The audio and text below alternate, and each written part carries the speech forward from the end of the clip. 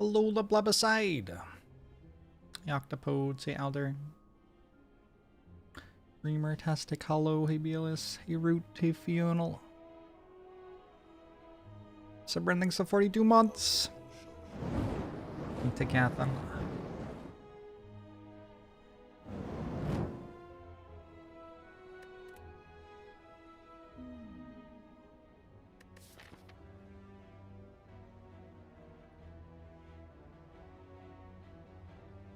Left side's kind of fun.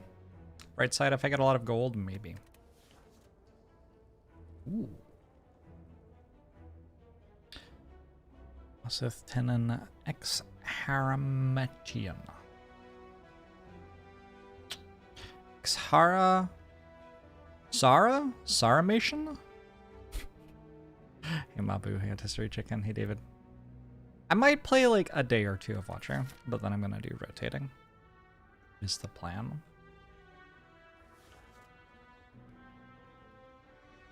I got there eventually, huh? Way to go, me. I mean, I think we just click this. I've been mostly enjoying Double Strike Transform. I think Guardian Act probably calls for it too. Does feel like Double Transform, you tend to get like one good card. And then something else. Darkness is playable though, especially if we get a Ball Lightning. Cold Snap also works. Like pretty easily over FTL there. EK Hawkman, Dread Muffin Hollow. Do all characters benefit from additional time spent on decisions to the same amount? I think Watcher's like baseline win rate is very high, right? Like without thinking much.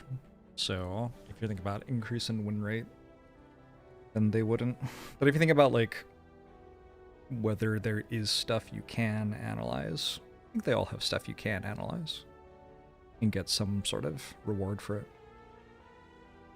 Some characters have less percentage of the run where you can analyze something, like you just reach a point where you've won no matter what.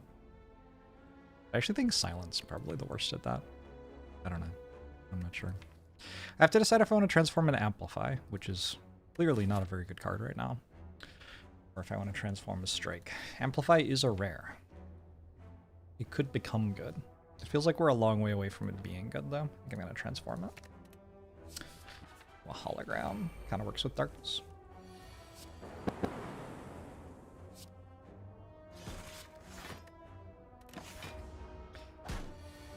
Be Aviala. Hope you're enjoying the video.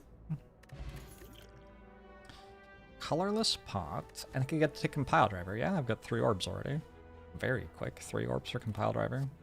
I mean, maybe I was taking it anyway, but I have been liking Skim, and it just seems clearly worse here.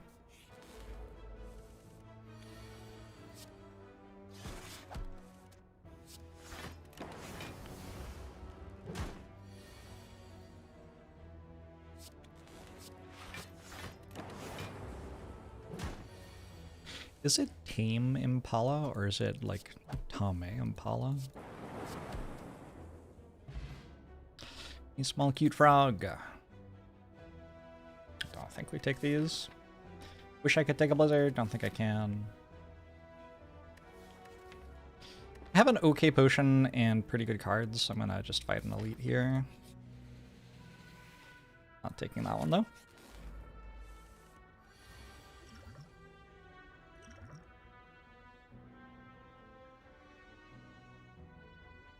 It's an interesting spot.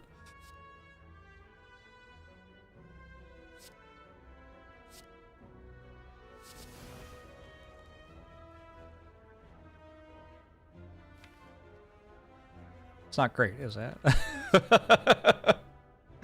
Felt like it was worth a try, I don't know.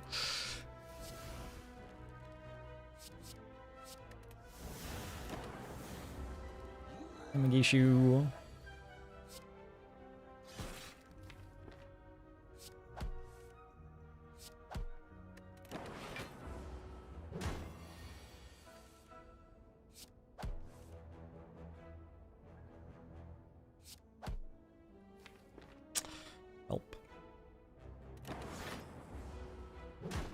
was hoping to at least draw Cold Snap again for that turn.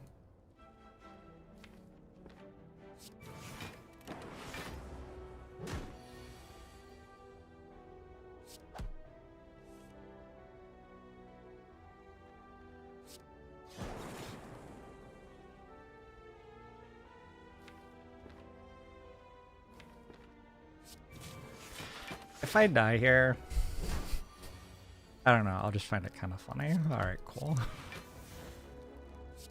Not a very good elite fight. The colorless potion didn't play out. Hey, Lexi. I'll take a self-repair, I will rest. And actually, I'm probably still okay. I would have rather like a villain, but Splitting Put's not bad here.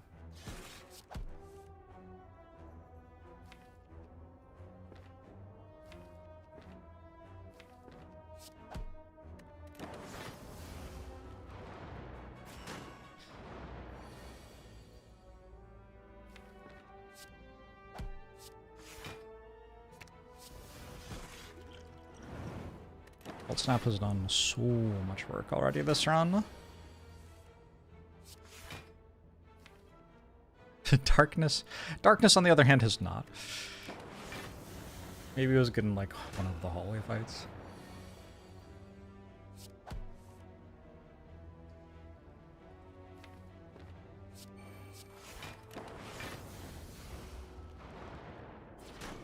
Nimion Hitanzalai.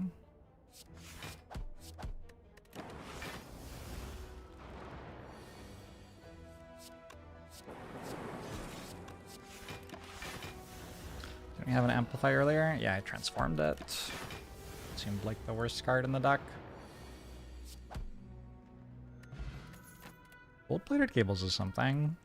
I think Ball Lightning might be something too.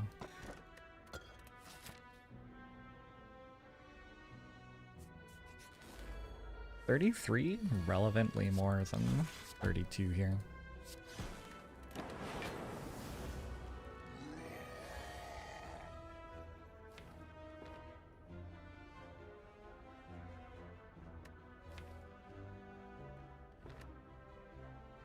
What a fucking incredible hand, though. I think it's play nothing.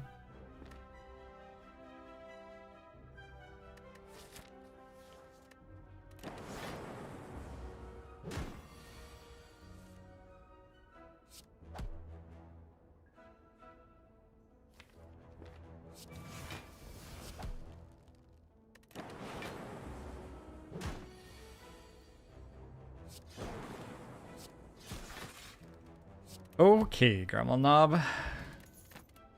Wing boots. Get me out of here, please. I could go here and then jump to a campfire.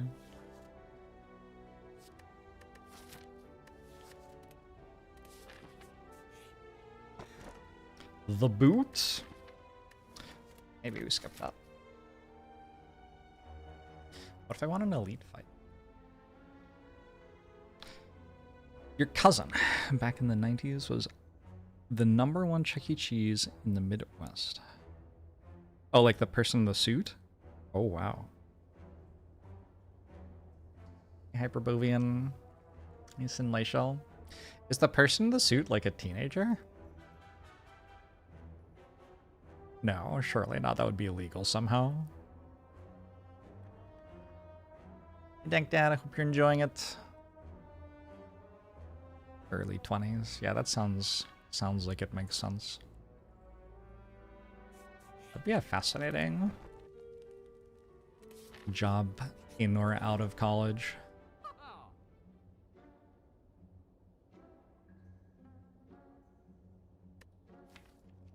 Sure feels like Carter moves very good here.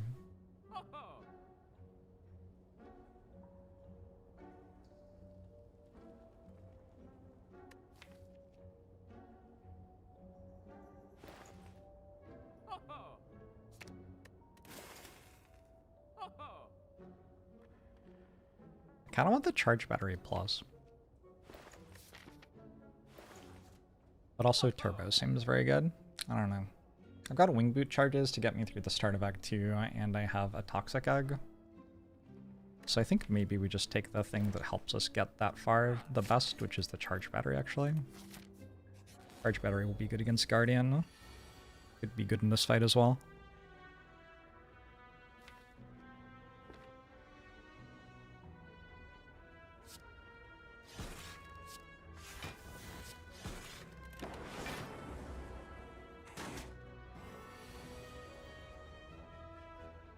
The mascot for a college is like a little bit more understandable to me than being the Chuck. The Chuck E. Cheese. Chuck E. Cheese still exists as like a concept in my mind, rather than as a person in a suit. Still love Chuck E. Cheese. In retrospect, maybe not the best place in the world, but yeah.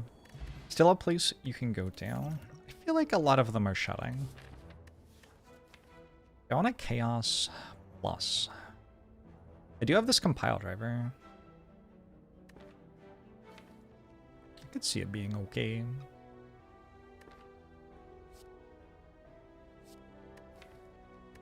I really liked the slot machine games that were designed for children. That was my vibe.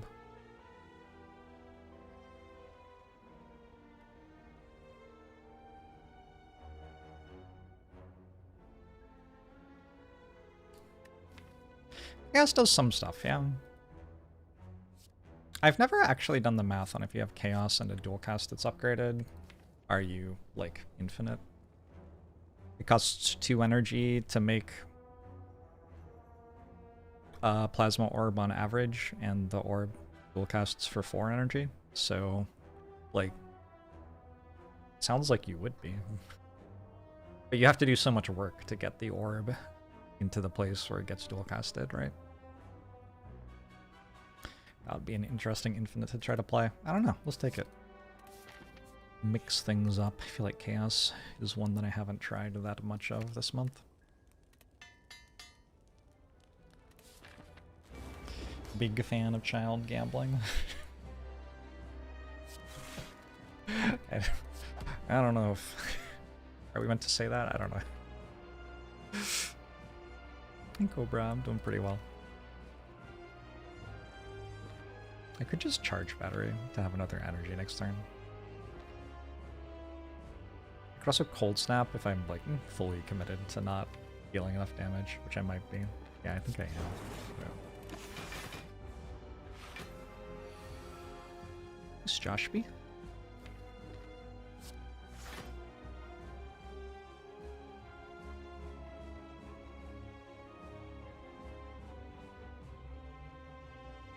Sure.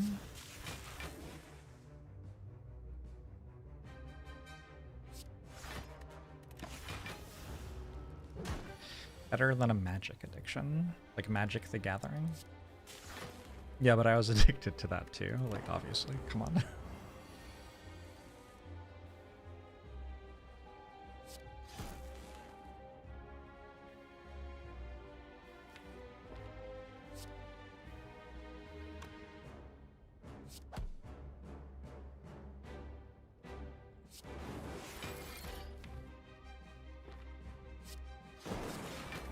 Probably I mismanaged my damage there somehow.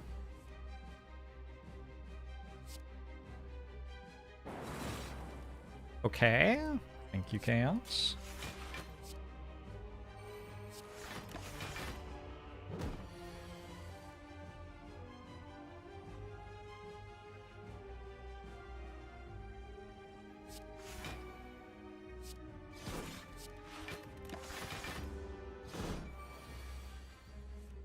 Lucky to have never fallen down. Magic the Gathering a rabbit hole.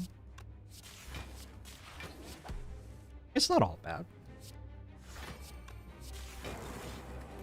I definitely made a lot of friends through Magic. Got to see like some of the world. Mostly convention centers, but...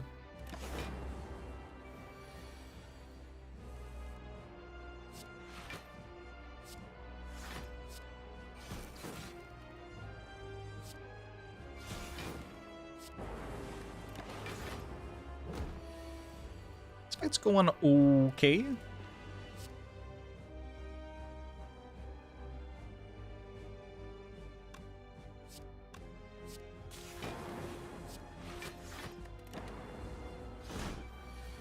If you buy enough Magic the Gathering cards, you can dethrone and replace God. How many Magic the Gathering cards? I'll see what I can do. I have some recommendations. Maybe people should stop hurting each other. Is that a thing that God could help with? I don't know. I don't know. Judging was a blast until they ended the judge program. How does judging work now? There are no judges.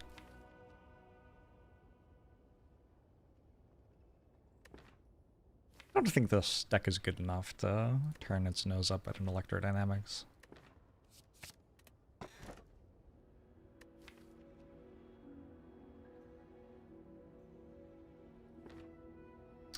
It feels like this one should be good enough.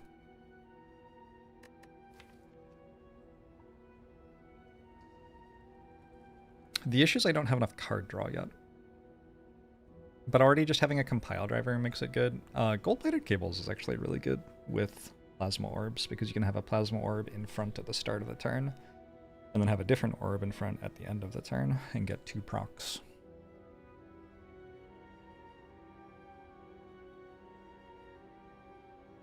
Ace Jacks. We love Trump too.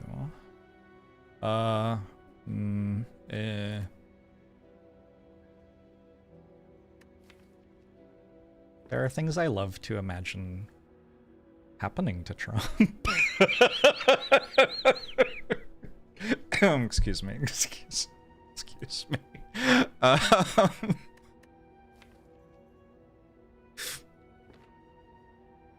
just want to see him get all the things he deserves.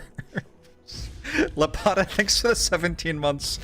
I appreciate it. Esther, Excalibur, hello. Hey Longshanks, hey Kayenshin. Take it. The other two were both, like, good. I don't know. I didn't feel like it was super obvious that one of those was better than the other options. They all seemed kinda okay. But this one seemed like it was best for the immediate start of Act 2, which is an important moment in the run to have good cards for.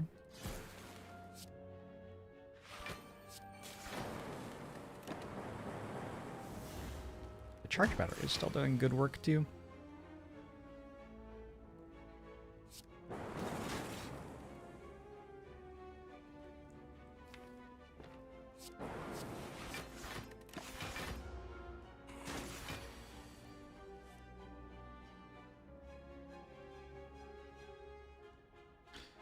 What? Tell Rendini? No. Ooh. Oh no. Your ex-therapist said that? Maybe?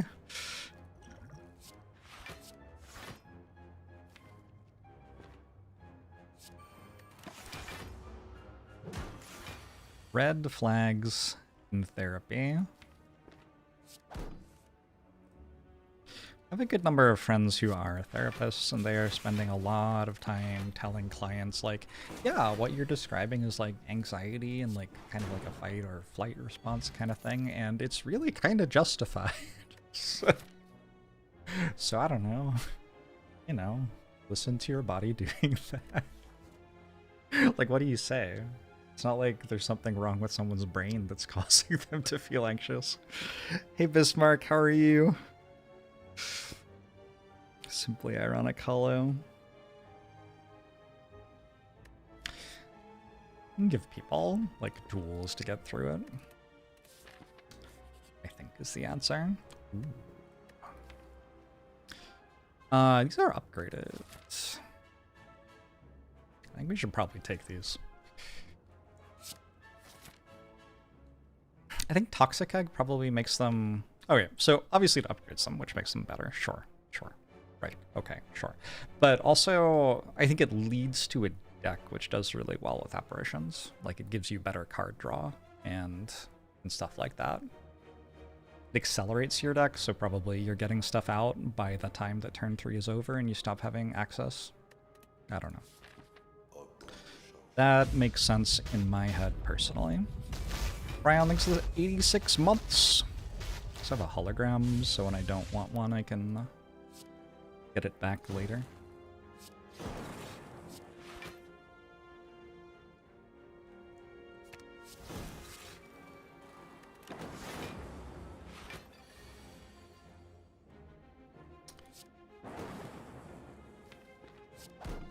Yeah, Nuclear Battery and Market Pain are certainly two relics with, like, the same rarity or whatever.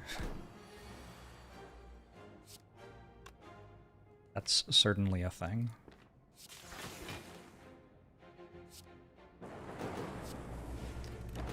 Sarmation, thanks for the Prime.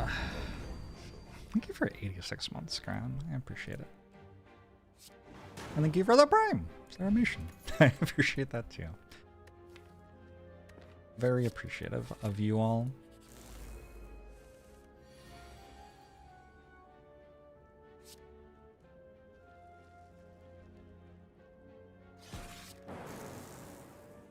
It's a lot of energy. I do have this potion that I can use at some point. Variant Bottle's not a bad one to have with apparitions, since you have so little max HP. How much better are upgraded apparitions? It really depends on the deck. I think for a defect, they're usually not very much better.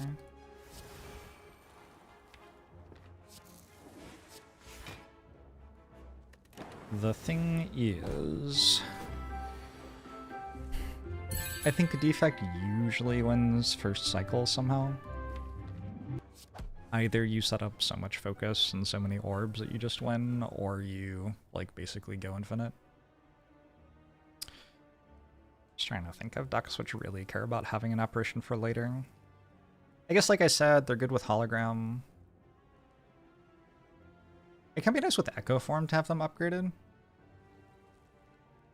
I want to get Echo Form in play before you start playing them, and then once you have it in play, you might want to only play one of them per turn to double play it.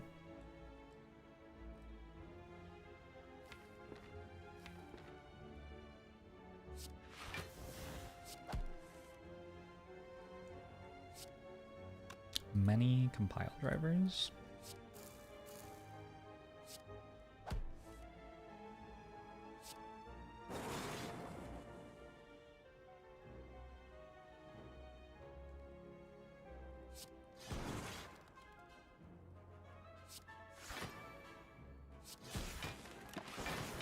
I guess I could've just killed it. I don't know. Charge battery gives me energy next turn. Maybe that's good. Probably should have just killed it. Equilibrium also relevant? Sure. Yep. Equilibrium also relevant.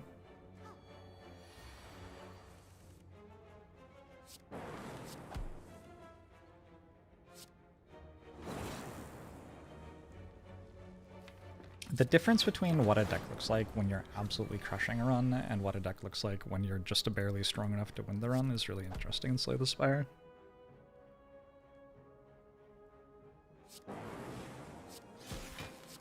Because it leads to decisions which are hard to make about, like, do I want this card, which is really good in a run that struggles, or by taking it, am I just making it more likely that my run struggles and needs that card? Headed should be pretty good here.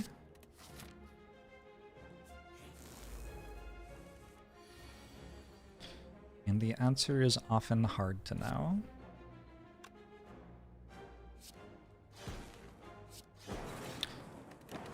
Is the line between struggling and smooth sailing narrow? I suppose that both can happen in every run, so it must be.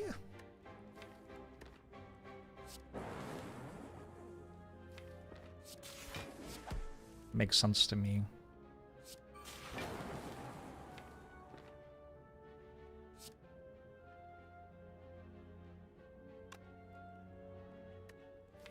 I gotta, like, upgrade a card or something.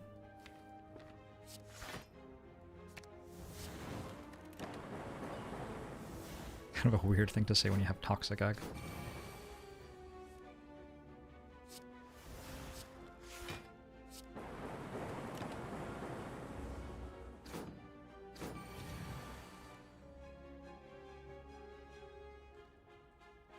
It's impossible to say without seeing you play. Did Mismark have a question I missed?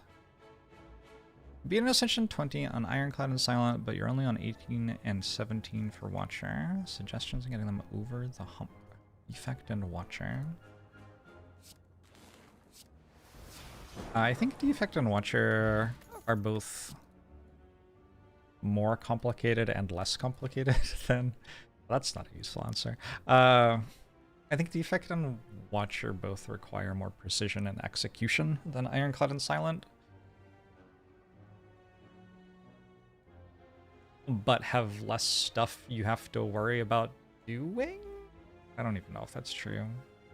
I don't know. I feel like Defect and Watcher, if you like try to copy how other people are playing them, you'll get a lot of the way there, as long as you actually play the fights right. So yeah, like playing the fights right becomes pretty important. Getting offered an overclock plus. If it just gets me through this act, is that good enough? Might just be good enough.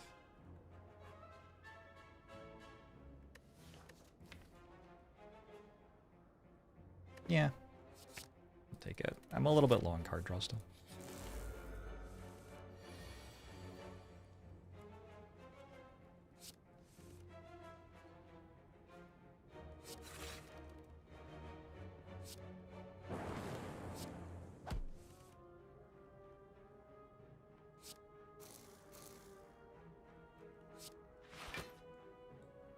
How to draw electrodynamics? Not like that.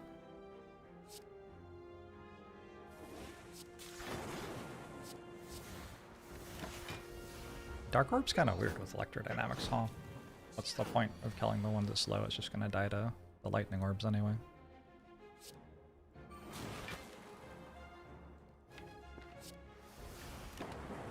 I guess I can kill this with an attack and then put the Dark Orb onto a different one.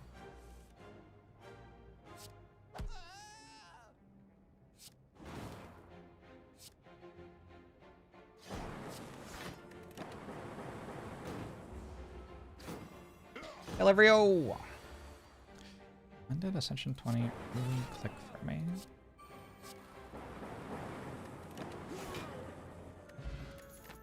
So I'd already played a lot of the game when it came out, and because of that I feel like I didn't have like a super tough learning process for Ascension 20. A lot of the strategies that worked at Ascension 15 still worked. The heart was a little bit different, but when I say I'd been playing it a lot already, like over 1,000 hours already, like it was not a new game when Ascension 20 came out. I'm going to run to the bathroom. I'll be right back.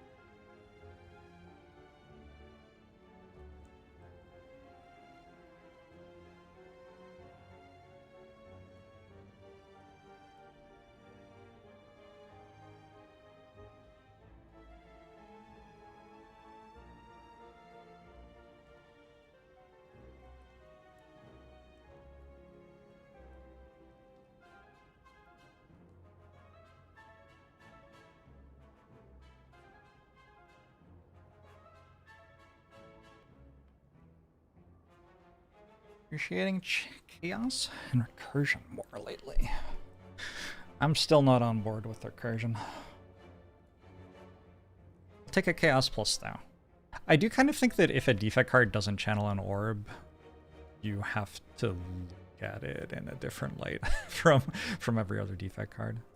Fission is such an important card. Compile driver, being able to draw cards is so important. Yeah.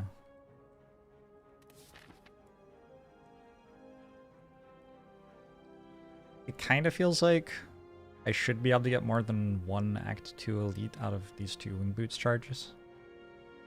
To me.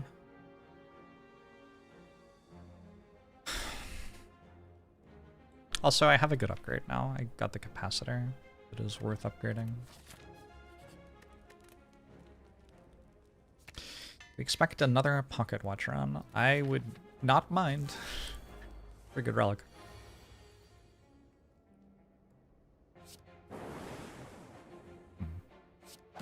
Kind of wanted that to draw 3. Oh well.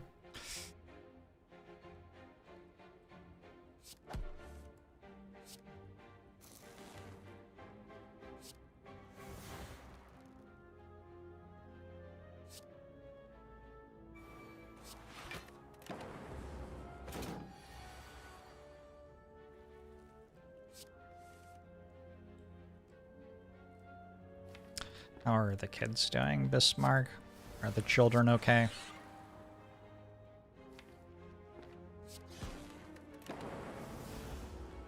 The banhammer? It's okay.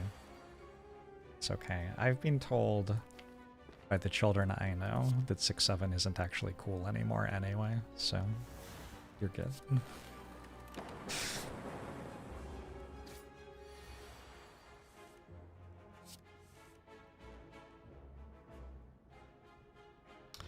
Amount of apparitions, yeah. Slightly concerning.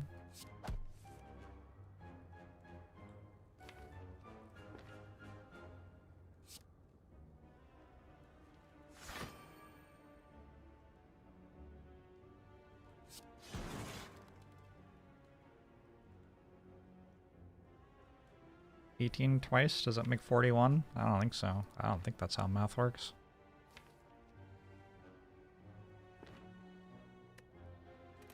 Look up potions. Telling Bismarck that his kids aren't cool anymore. Oh, I imagine that your kids are very cool. I wouldn't worry about it.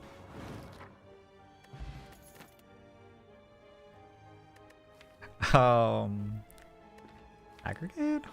Sure. I feel like it usually ends up doing something, right? 9.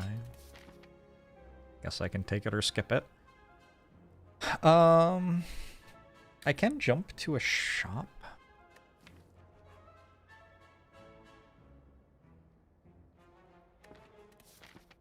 I don't really hate jumping to a shop here. Shops are very good, and I have enough gold to use one.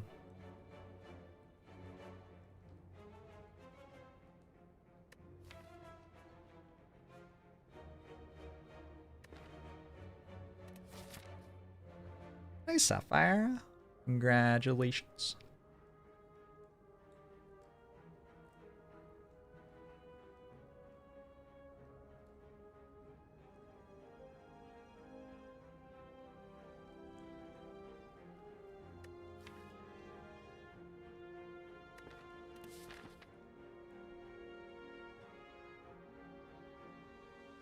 The other option is just go to every hallway fight. It might actually be better. I don't think I need a campfire for any reason. The stuff I want to upgrade is upgraded. I guess I could upgrade dual cast. I wouldn't hate that. But maybe that happens at this campfire. Or if I get a power. Where's my website thing?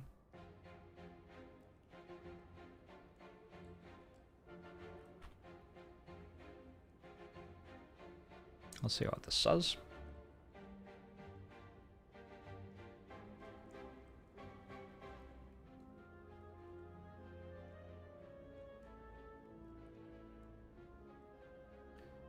What's my rare chance right now? What do we think? Have I seen a rare? I don't feel like I've seen a rare. I have no idea how many commons I've seen though. Really not seen a rare. It must be very high. On average, you would get like 2, 4, 6, probably 10%. So we'll say 8%. I don't actually know if this works. Hopefully it does. I'm just curious if I want to go hallway and shop or hallway. Like, what's the difference? Specifically in powers, I think.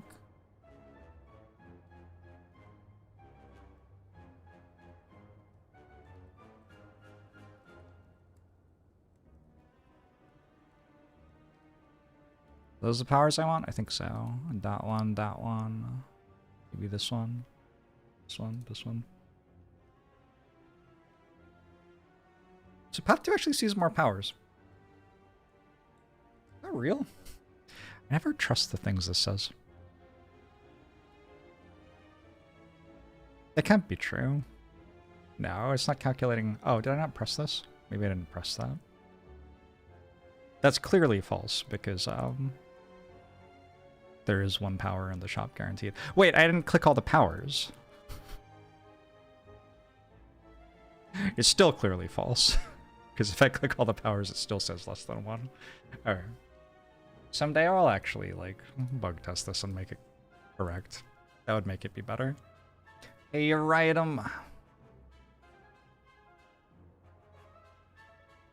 Possible to find courier in the shop. I don't think it is. You can definitely get membership card in the shop. In fact, that's a shop only relic. But I think there's actually is logic that stops you from getting courier in the shop. And mall bank, if I remember right. Yeah, mall bank you can't get in the shop for sure. And old coin.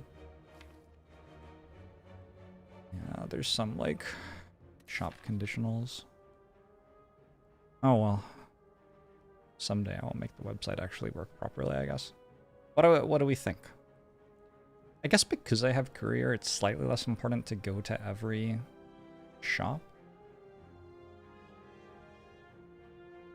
Since I can always spend a bunch of gold in one shop, do something like buying out a power pile. Probably the thing I want right now is to find a recycle. That seems like the easiest one. Don't have much in the way of focus. I'm slightly concerned that I don't actually win this fight. And going to a shop would help the most with that. I could always go to this shop. Like, it's okay. I don't have to get the super elite this act. Super elite's not even that easy a fight this act. I don't know. It's an interesting spot. I'd go here for sure if, like, there wasn't a campfire I can't really use after it. But there is a campfire I can't really use after it. Let's go here.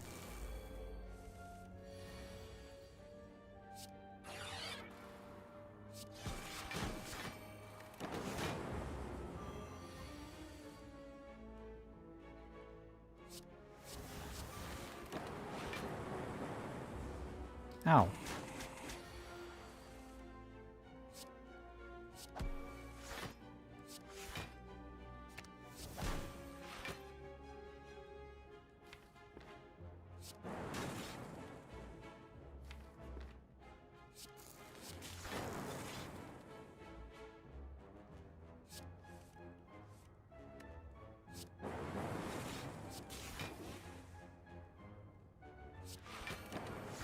Cool. Seemed like an okay turn.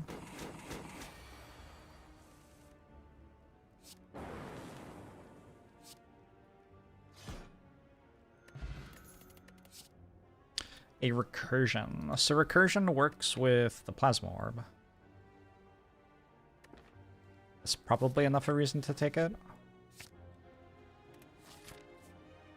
There's no reason to go to this.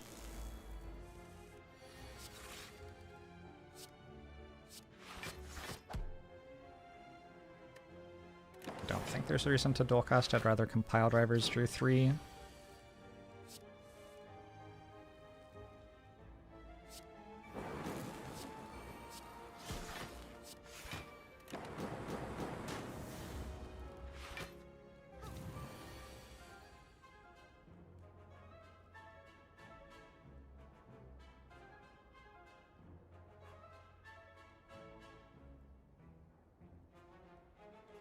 As thanks for the 3 months. Appreciate it.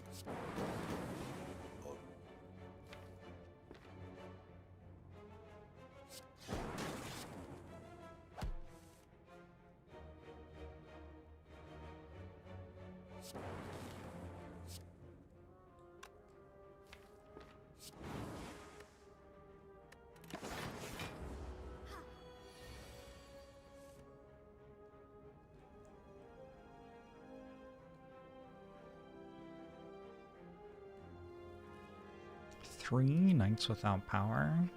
That's too many knights without power.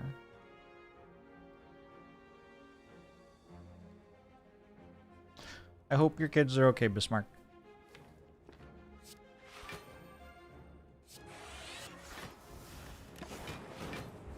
You select I tried Stone Shard. I played it for... I could just look. Played it for 2.5 hours. My thing with it was there's a story about the development of Diablo 2, where Diablo 1, sorry.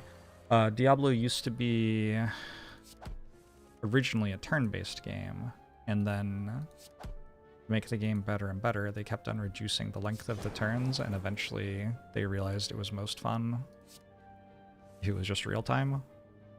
And I keep on thinking about that when I play Stone Shard. I'm like, wouldn't this be better if it were real time? Anyway, that's my thing with Stone Shard. Hey, Nick. I don't think I need a turbo. We've got the orb, we've got we've got this for the orb.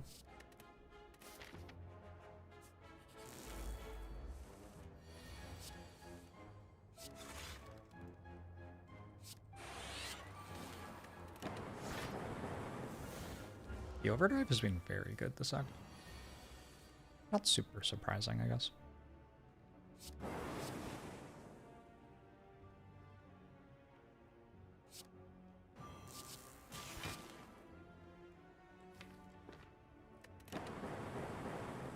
Which relic is average higher when right? Shuriken or kunai, and would that differ much between characters? I think the game has largely passed both of them by to a point where they're not, like, neither of them is an incredible relic anymore.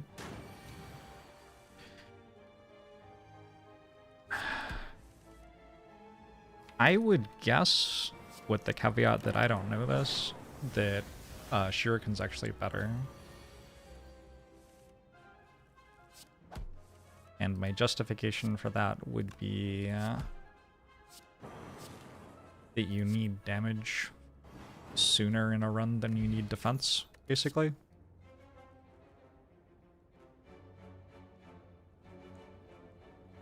Marty!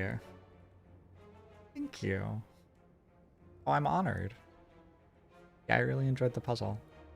I'm invested in this series. I didn't get to play the earlier seasons, and I've even been thinking about going back and doing the first 2 seasons of Copyrat. They're very fun puzzles. And it's very satisfying when the logic kind of jumps between different rules like you did for it. I don't know. I enjoy looking at a difficult puzzle that's kind of out of my wheelhouse and just struggling with it for a long time, and and I definitely got to do that. I'm glad you enjoyed it.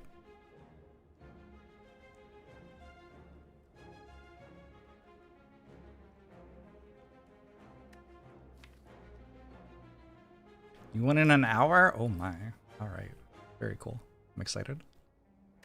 I think we probably take another cool-headed here. I don't really see why not. Card draw seems good. We're either going to find a recycle, in which case, like, infinite is on the table, or we're going to find some sort of scaling thing, in which case a cool-headed just accelerates into that scaling. I could take a chill over cool-headed if I had like a bag of prep and efficient in my deck, but I have neither of those things, so I think the cool-headed letting me draw toward apparitions is just better.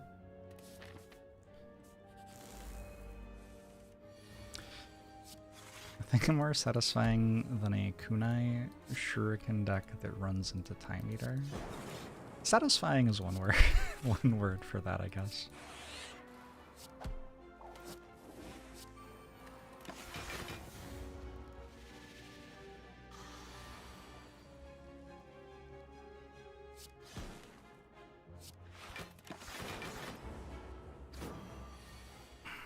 Snecko is such an anxious fight.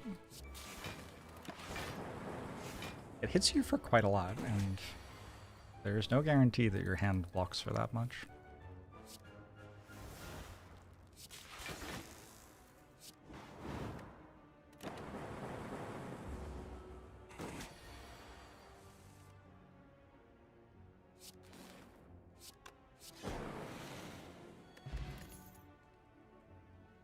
I could take Stack Plus even. I don't think I start taking Stack Plus unless I get a Runic Pyramid here. There are some runs where I'm kind of desperate for things, and so Stack Plus goes in the deck. Oh, I don't know, actually. Now I'm looking at it a bit more, and it's kind of a good Stack Plus.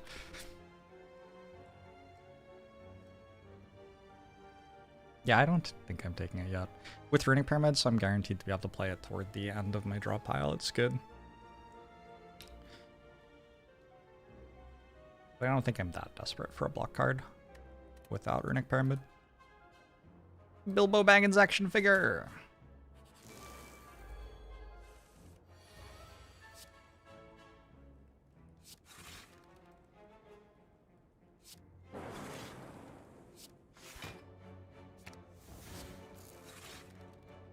Deck needs a blizzard suddenly. I was not aware.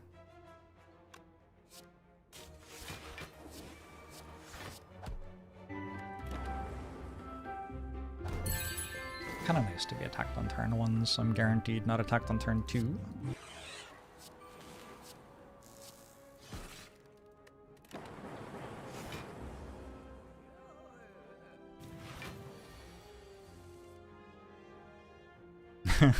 Huh. Yeah, okay, well.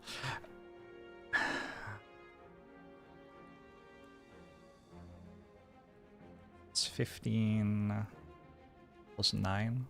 I'm 1 damage short. So I think I'm using one of the 2 potions. And probably the draw potion is like reliable enough to just take that one here. Was there supposed to be an on-screen alert with that jingle? So my computer decided I needed Windows 11. Which, I don't know. If it's true that I did, I'm not aware of why. But it decided that. And now, a bunch of things on my computer have changed, including the audio settings, I think. And it's possible that there's an audio setting with that used to work and doesn't anymore. Yeah.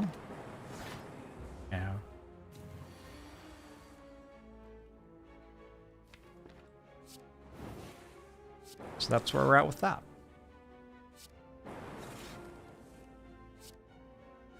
Draw 4 compile drivers, so satisfying. Okay, this turn I recursioned that, then advanced it 6 orbs and dual casted it. That's kind of sweet. I did say that dual cast felt like an okay upgrade. I think I'm still on board with that. Your PC decided that you needed Windows 11, so you decided your PC needed Linux. Legit. I feel like as a streamer, there are too many things that would go wrong with Linux. Or maybe they would, like, be fine, but it would take a lot of work to work out how to make it so they were fine. I don't know.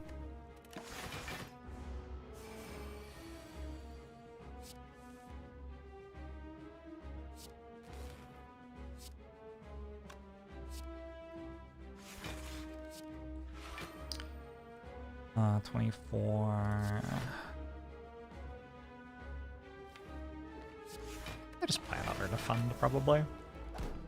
This is going to come down to blocking for 5 a lot of times in a row on some of these turns.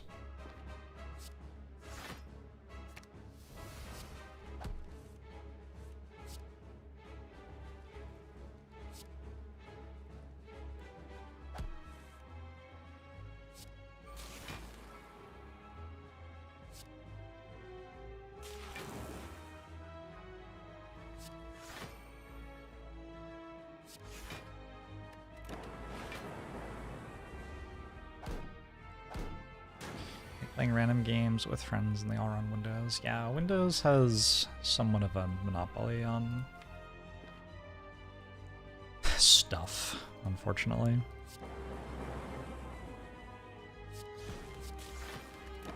Just like the things.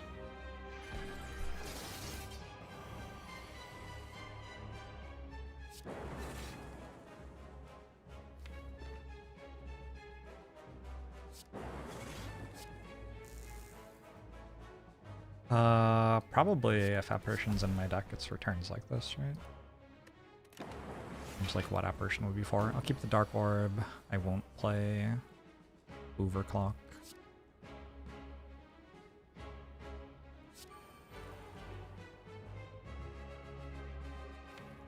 I think Collector tucks her minions in at night. That's a cute idea. I'm just keeping my Dark Orb. Recursion.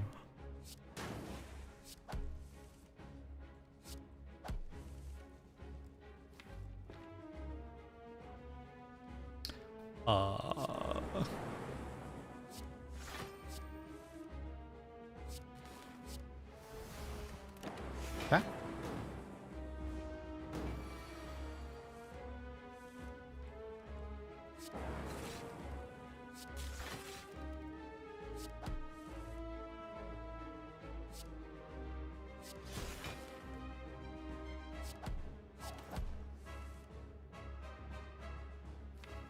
Got a dual cast.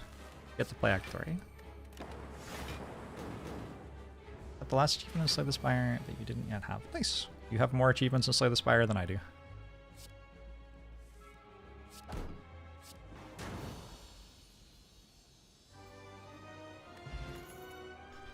Electrodynamics is back.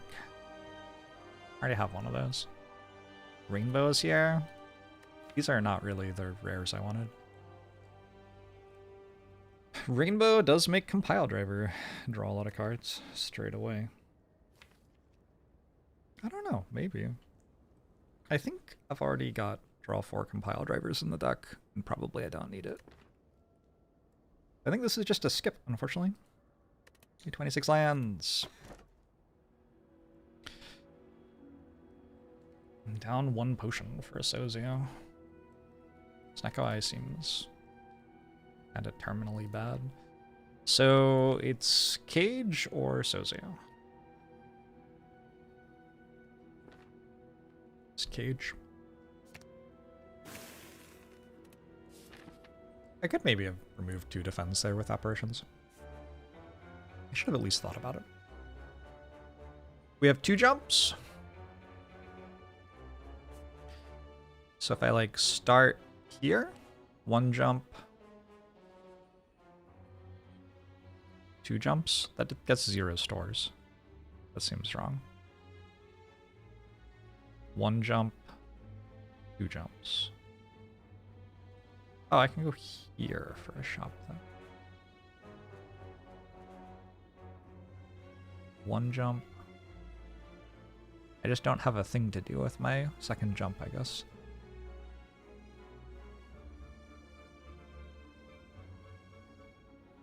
I could go here to not get that campfire, since I'm not actually benefiting much from campfires. I still don't have to go to this shop, I guess. I could just save for a massive shop in Act 4. Feels like shop's a good floor, though. Be right back again.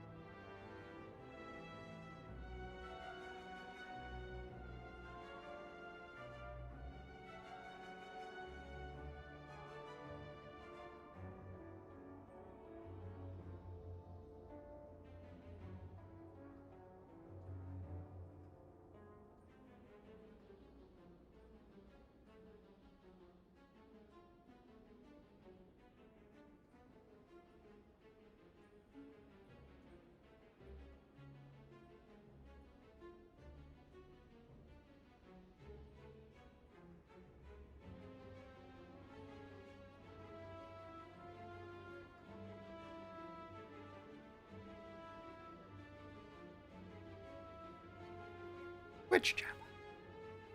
How are you? Good old Act 3. I think the goal here is just to see as many card rewards as possible. Mostly.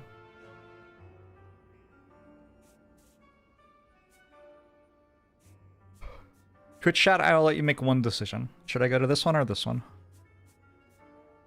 Which would you prefer? Igala, hello! Angirl, hello. Hey, Croven. Call me Ishmael, hello. Burnmelt, Rakto. Ugiardo, hello. Hey, Bands with Legends. Hey, Nick. Hey, Siafis, you ready for Jeff? Hey, Chocolate. Hey, Gazaru. Hey, Castle Raven. Hey, Rhino Tree. Hey, Zari. Hey, Blargs. It was a trick. It was a trick. I just wanted to say hi to you all. I'll go here.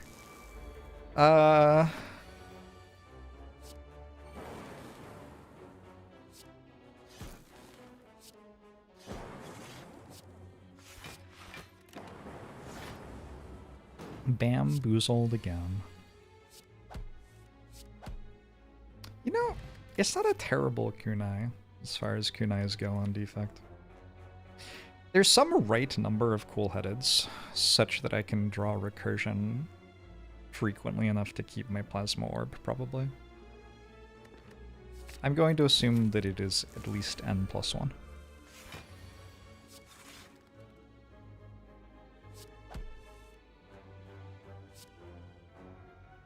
It's a lot of apparitions.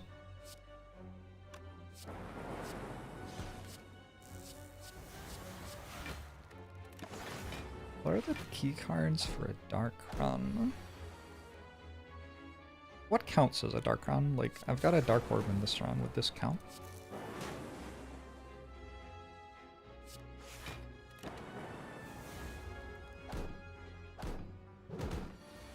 Because I wouldn't really identify this as a dark run.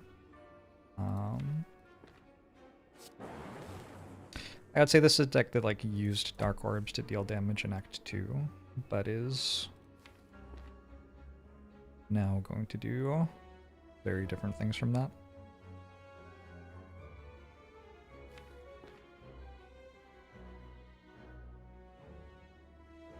Main source of damage. It's tricky because different fights, you'll have a different main source of damage.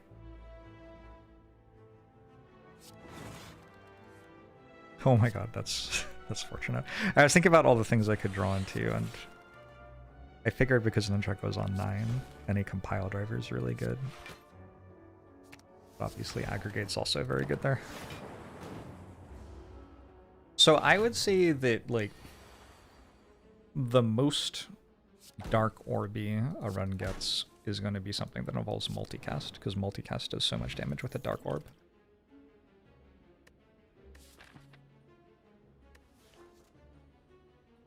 This genetic algorithm's kind of okay. It's like another apparition.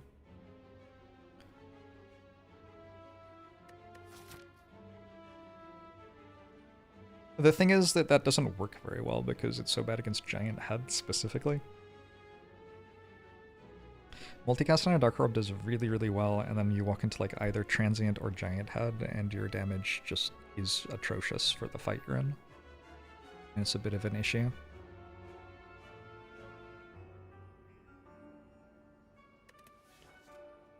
It's a lot of floors.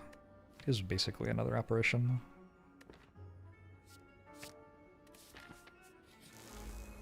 You can ask me a long-winded question, I don't mind.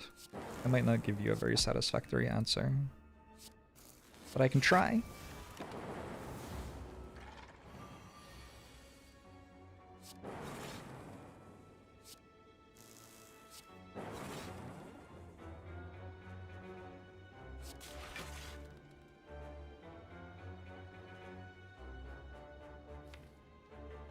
I'm gonna kill this.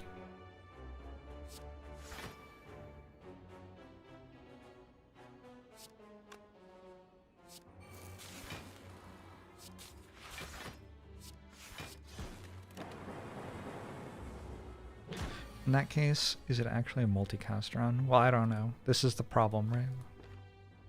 What do the different words mean?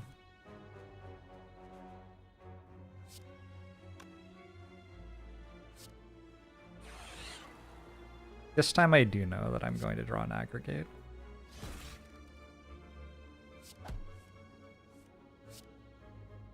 You can't complain about me getting lucky that time.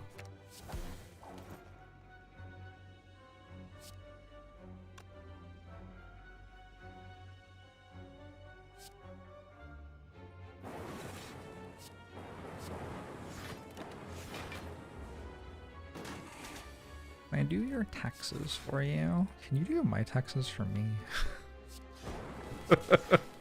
I don't know. I didn't realize just having somebody else. You can just like ask someone on the internet to do those for you. Gosh, that makes it so much easier. What a great discovery. I have to pay you? Gosh. It just feels like it'll make the taxes even more confusing.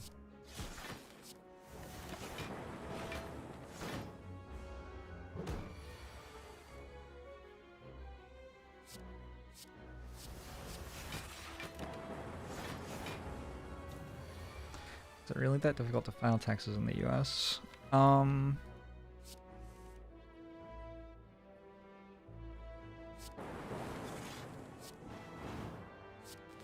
think I would more say that it's arcane. I'll just say difficult and more say arcane.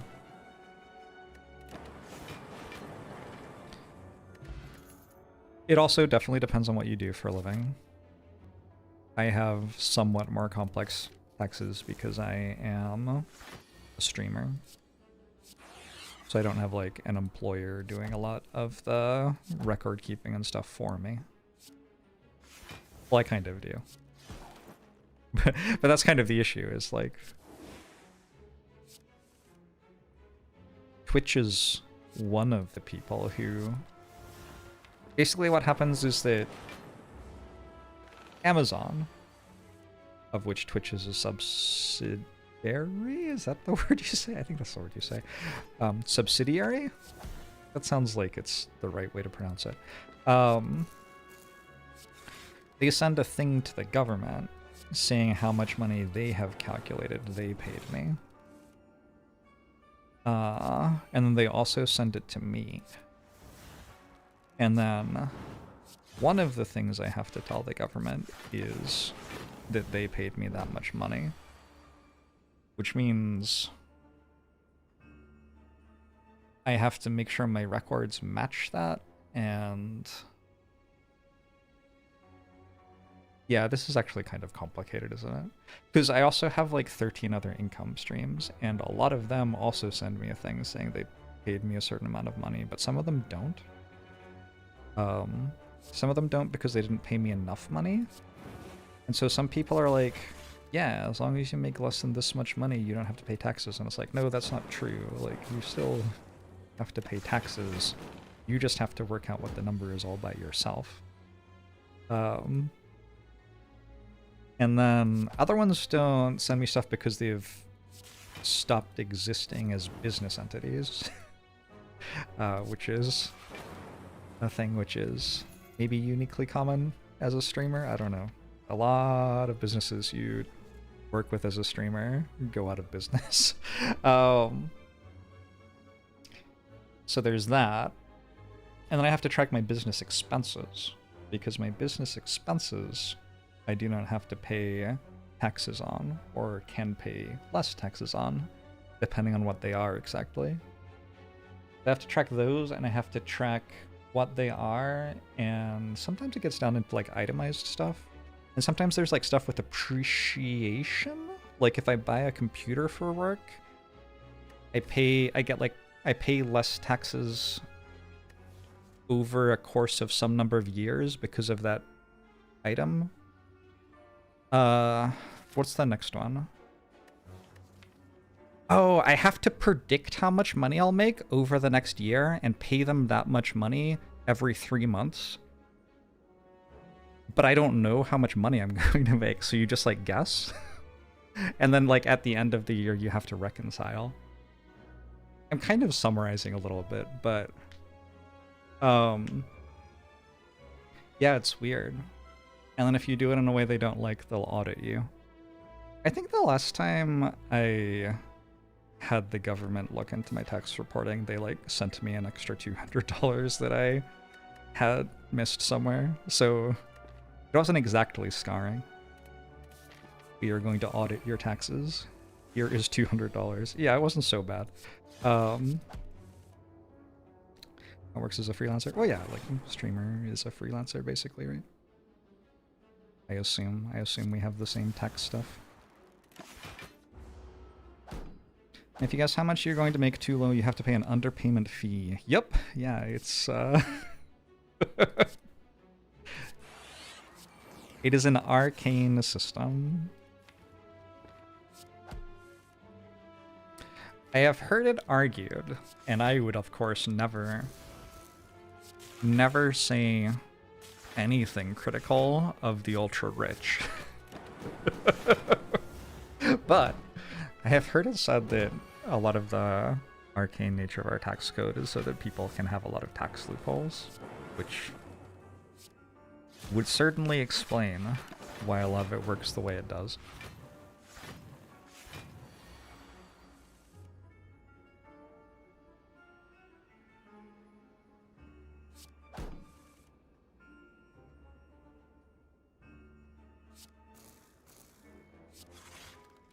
And to promote the tax accountant industry. So I tried hiring a tax accountant once. And we were just like going over the beginnings of my taxes. And one thing I asked, because I wasn't sure, was like, let's say I eat food while I'm working. Is that tax deductible? And I thought I'd get like a really nuanced, detailed, explanatory answer from this person for whom this is literally their job to know this stuff. And he was just like, oh, I usually just say about 50% is tax deductible. And I was like, what? Of what? 50% of what? He was just like, oh, I just like do a like search for Uber Eats, and then I say 50% is tax deductible. I was like, what? That's not how the tax code works. Anyway, that's when I decided I would just do my taxes myself.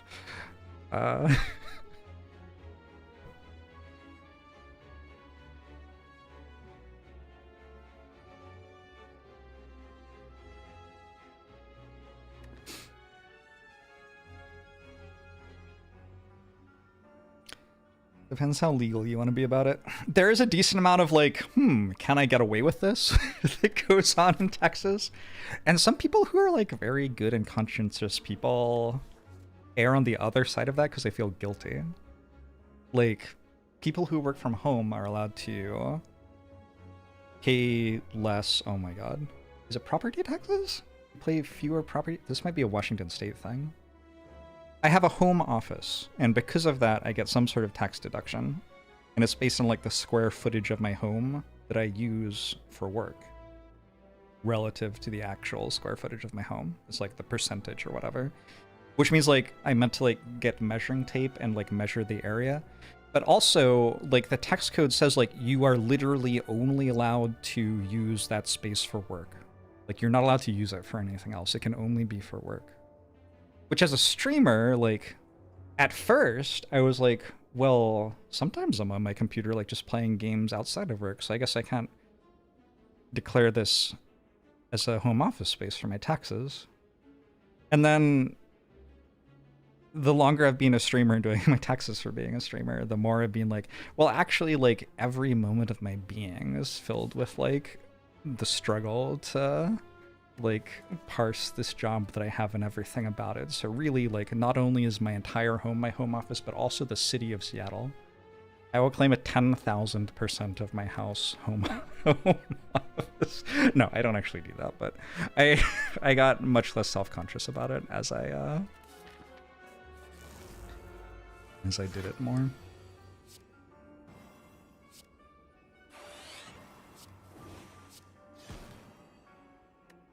Playing other games off stream is an R&D expense. The more you stream, the more stuff like that stops sounding like a joke and starts being like, oh yeah, that is the life that I experience. I have a few games I would love to play, but I feel like I should play them on stream. And so I just like haven't played them yet. But then whenever I do feel like playing them, I don't feel like streaming. Or whenever I feel like streaming, I don't feel like playing them. Or on the rare occasion that I feel like doing both, I like have something else to do that day. And so I just like haven't ever played them. They're just sitting there being like, oh my god, that game would be so cool. Is Void Stranger done for? I don't know. Hope not.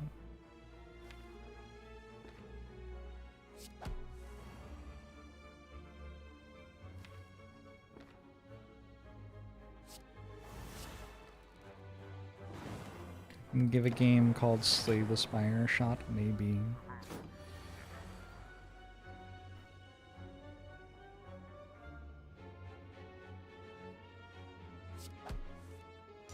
Would be good. Sounds like a good one. I do like slaying, but I think I also like spires. Oh, it kind of feels like I need to keep this Dark Orb if I'm going to win the fight. This is the giant head that Dark Orbs can't kill that I was talking about earlier.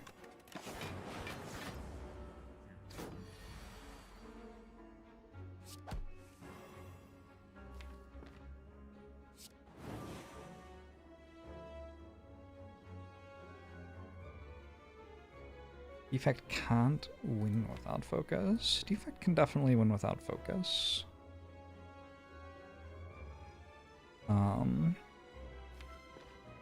Pretty common for Defect to go infinite. I'm one recycle away from having an infinite in my deck, I'm pretty sure. Have to work this turn out. I don't really want to use my last apparition on a turn where I can just block.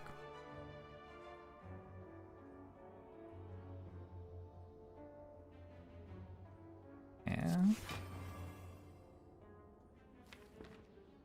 Like painful. The reason behind not taking a second recursion plus.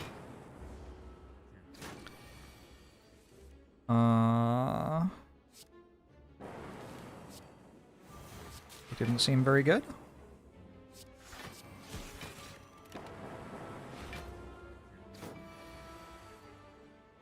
In order for my deck to work, I can only have a certain number of cards which don't draw cards.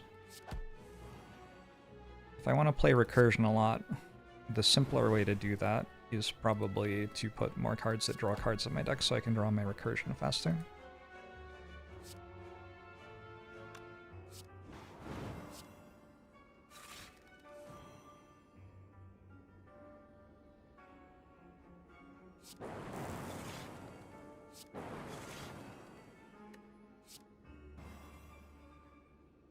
Oh my god, I actually did it.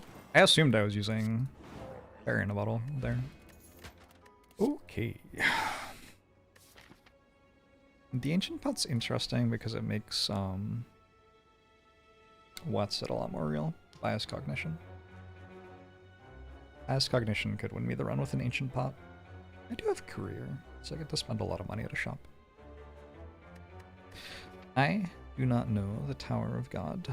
Manwa. Maybe though. A lot of things have taken inspiration from Slay the Spire. Wait, if I'm jumping and then I'm jumping again, can I jump to here? I can, right? Isn't that just way better than what I was gonna do? Seems better. Alright, cool. Let's do this.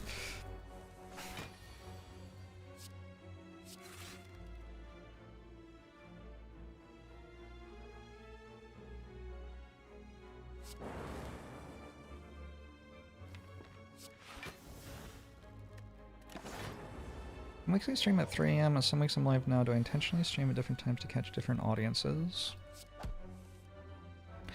I wouldn't say that, but what I would say is that I used to worry about not having a consistent stream time because I thought I would like fail to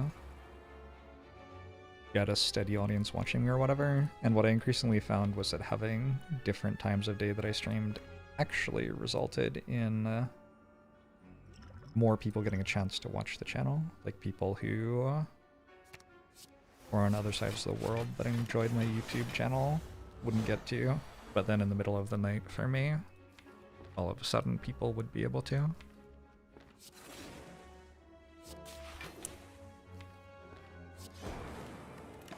But I wouldn't say that I do it deliberately.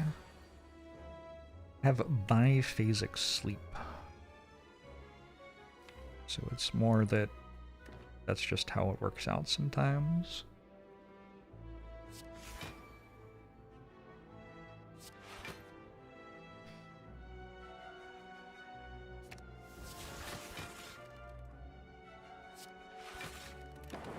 I might die to this fight.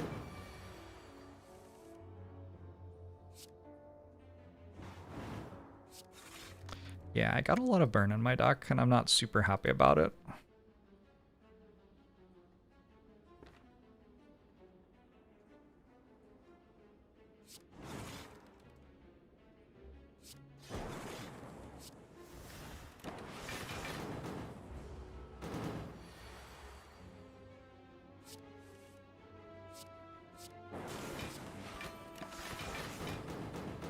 There's no Twitch chat showing up on video? Oh my god.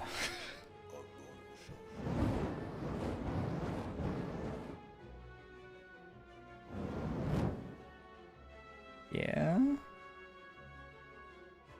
Hold on. This might start working at some point. Hello?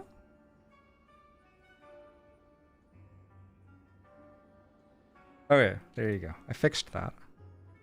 Is there anything he can't do?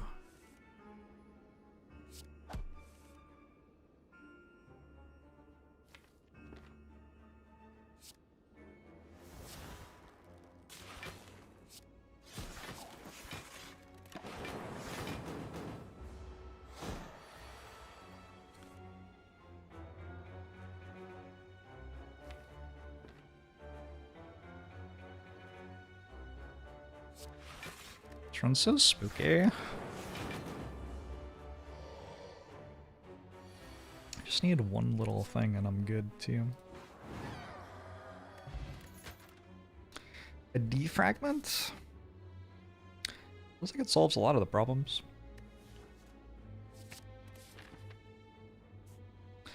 Now all of a sudden I do want to go to a campfire, which is kind of irritating. Okay, this can be really good. But it wasn't. But it could have been. I think I do take impatience.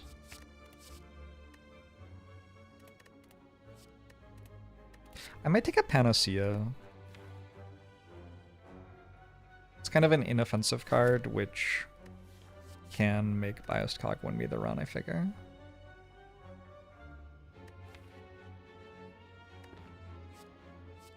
This one too?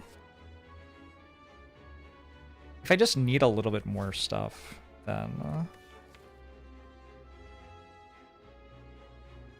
clicking on these cards, which are fine, is not a bad idea. Sure. Where is Mini Jorbs? What have you done with Mini Jorbs? I can't believe streamer destroyed Mini Jorbs. I don't see a recycle and I do see a biased cog, so I guess this is the capacitor way to win. Works for me. Do I want an FTL? I don't think so. Do I want another aggregate? Almost.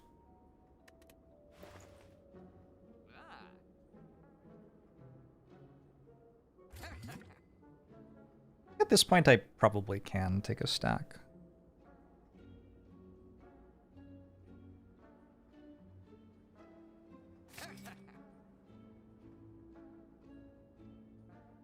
I don't hate Strawberry. I guess with Fairy in a Bottle and Tori, it's a little bit less important. Let's remove a Defend. See what happens.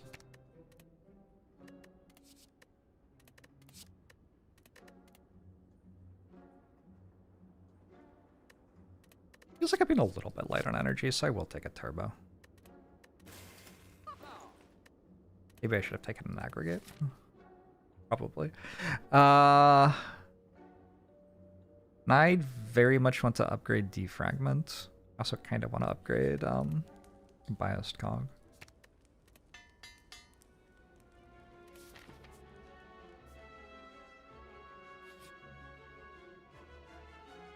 Upgrade all cards? Okay, I might need more health for that. Also, they're kind of already upgraded. I have Toxic Aggregate. I should have taken another aggregate. Oh well.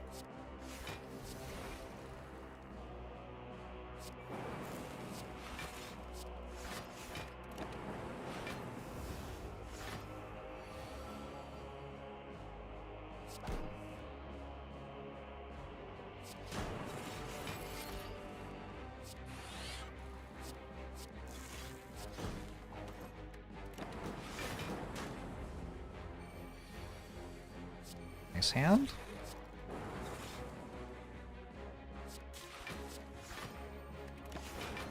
Recently saw YouTube Jorbs saying that Charles Lightning has no middle name, so you propose Charles middle name Lightning. It's a good middle name.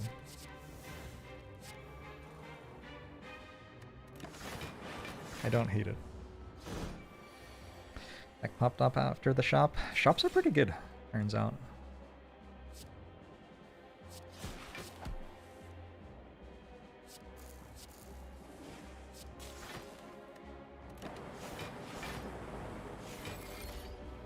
Rare relics can also be pretty good. We'll see what we get.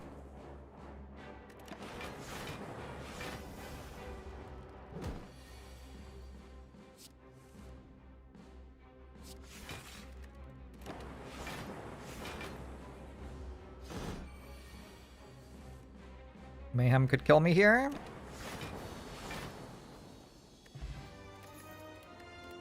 Maybe.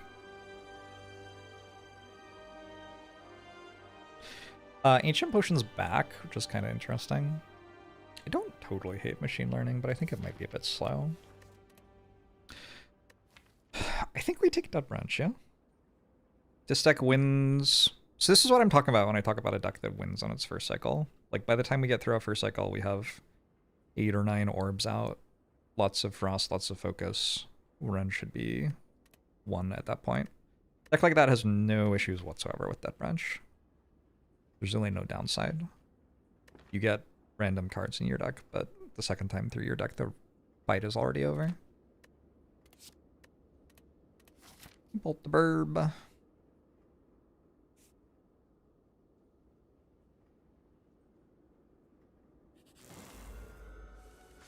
Do I feel an affinity for Charles because both of our names are plural? I think second Giant Head fight will be a lot better than the first one. This is why I didn't put Turbo in my deck before, though. Could have had a Cool-Headed instead.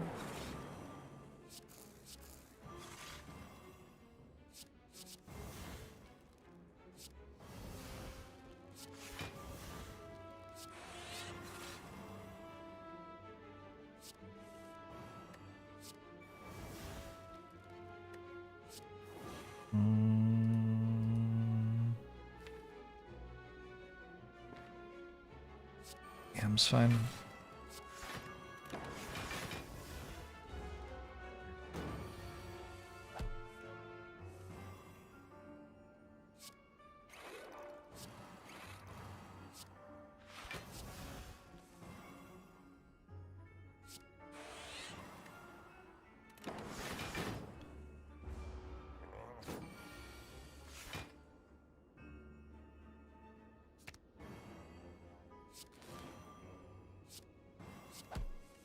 There's some guy, I think in Brazil, who makes music, who goes by Jorbs.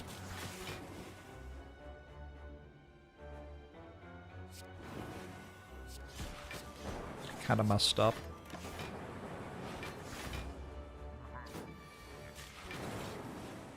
I can't believe that someone else would steal the name that I already stole from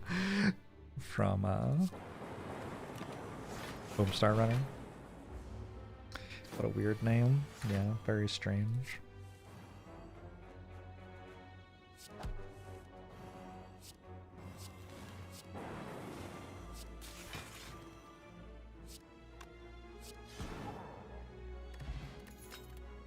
It sounds like Osti, the Necrobinder's hand, can get very big. This force field's sort of fun. It's another big block guard. Genetic Algorithm's already up to 22. I do already have 4 of them, so I'm probably okay.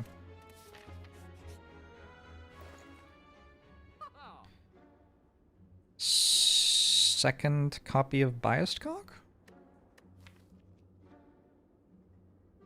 It's also possible that Defragment's just good enough. Like Biased Cog I have to draw after I have artifact charges, whereas Defragment I can draw whenever. Maybe just take another Apparition, actually. That seems good to me. I'm not going to card remove, we'll just keep our money for next shop. I looked up Jorbs on Google and the first suggestion was what happened to Jorbs. Why? Why was that the first suggestion?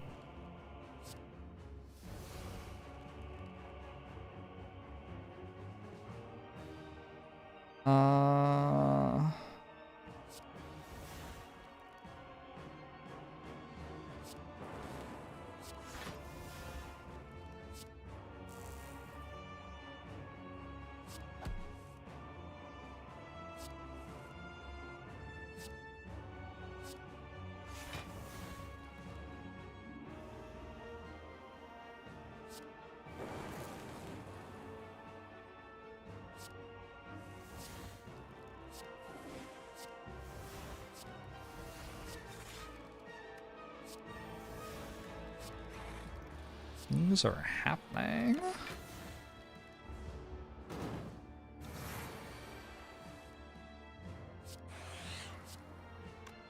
I have an aggregate at a turbo. Okay. Now I have an aggregate.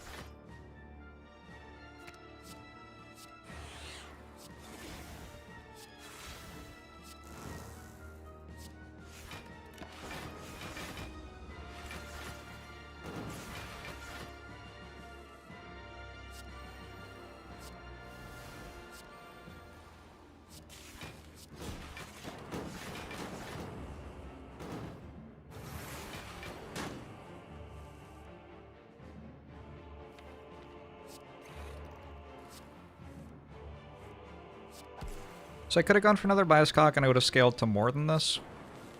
Surely this is enough though, yeah.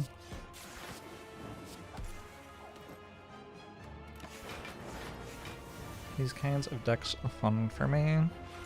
The first half of the run is usually more interesting to me than the second half of the run. Doesn't really have anything to do with the deck. Well, it's a little bit to do with the deck. There are decks which are very fun to play late game with.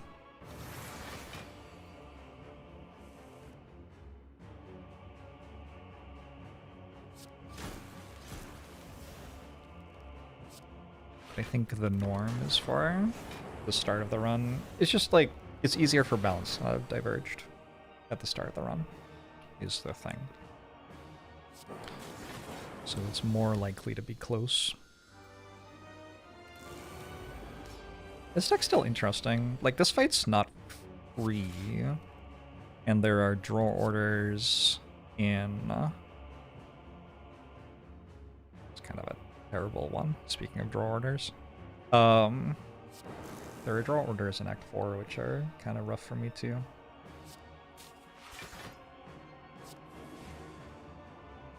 I like taking 2 here. Get the Centennial Puzzle. Or take 1 actually from Tori.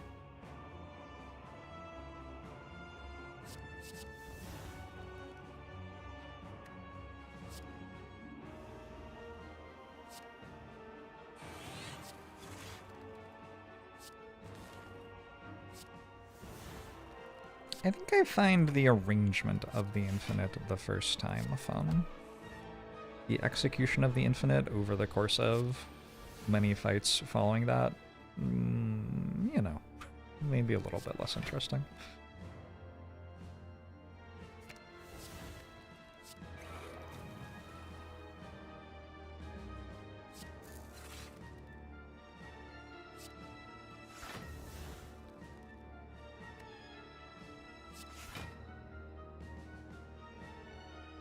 I didn't get aggregate.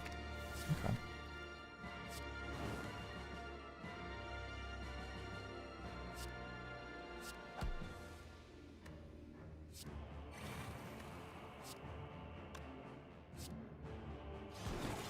Got too many excellent cards.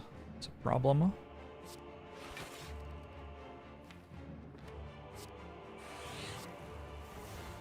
No! Alright.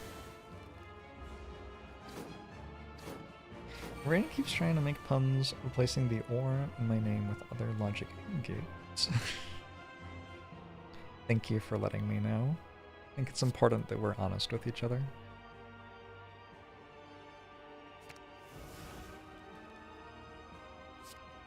Okay, creative AI is actually fine in this site. It seems like it wouldn't be, but then it just is. Does mean I can double play Genetic Alch too, which might matter. Possible to win any battle in the game by only playing a single card. You can win the game without playing any cards. Actually.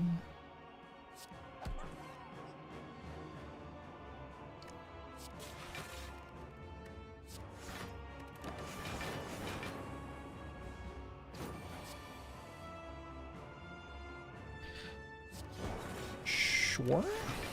It's a 12 strength, which isn't nothing.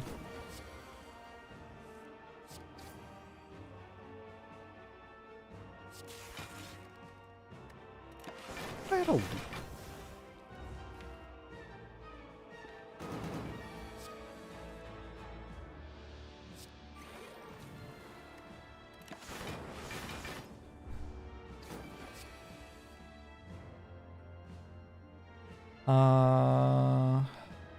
Already a 72.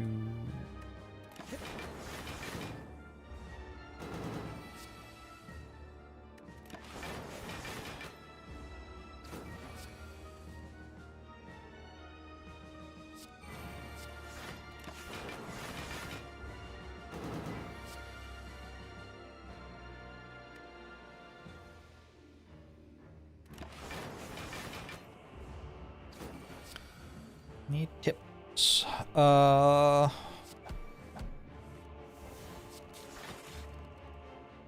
Other than the stuff you can currently see on stream,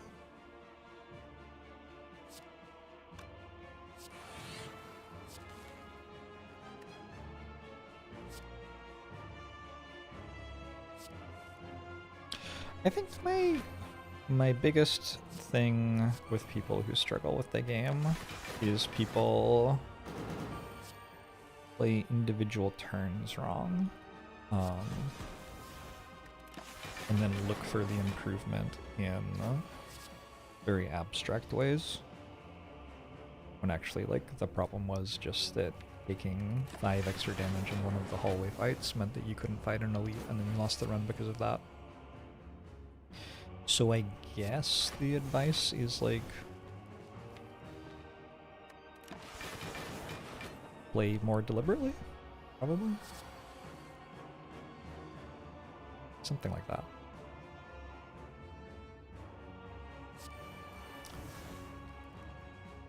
I think you're also bad at building a deck. You can be bad in multiple ways. That's fair. That's fair.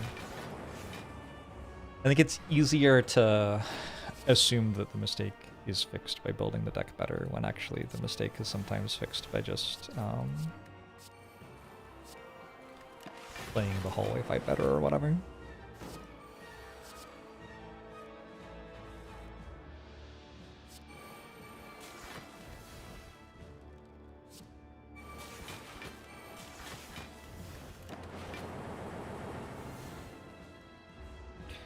Can't you just click buttons and we get an Ascension 20?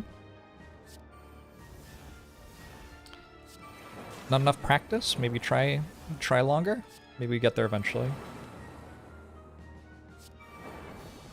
Very considerate way of saying get good. The difference between winning like 20% of Ascension 20 runs and 80% of Ascension 20 runs is like 1,000 different things which increase your win rate by 0.1%.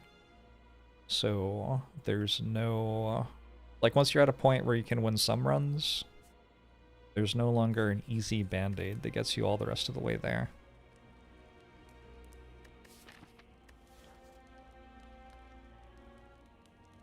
Unfortunately.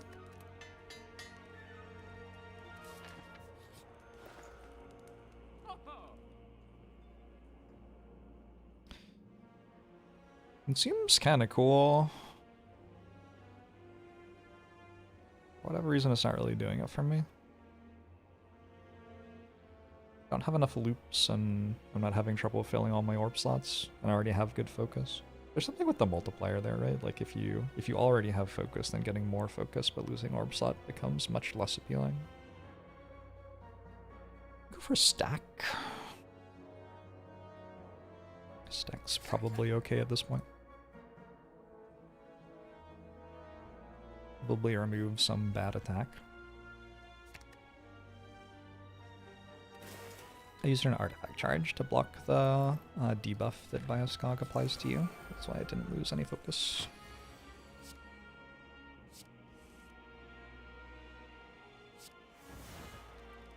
That's a good card.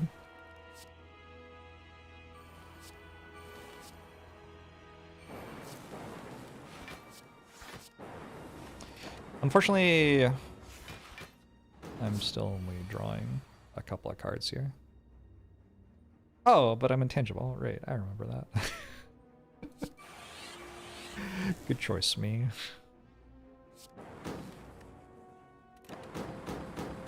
Oh, because the burns go here, I discard the cards, unfortunately. Thank you for trying the Centennial Puzzle.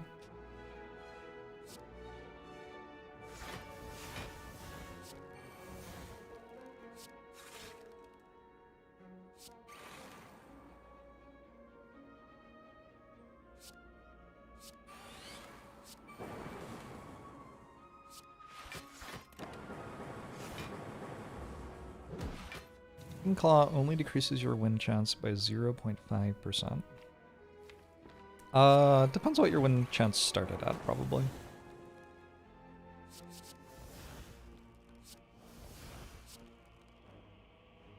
Claw puts in an honest day's work. It's really not its fault that it's bad at it.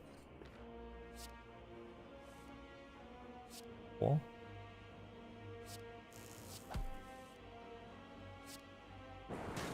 This feels like the fight's over.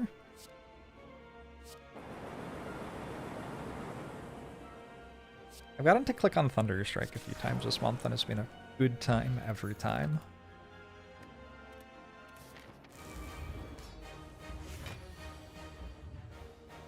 Unfortunately, Anchor kind of a negative here, actually.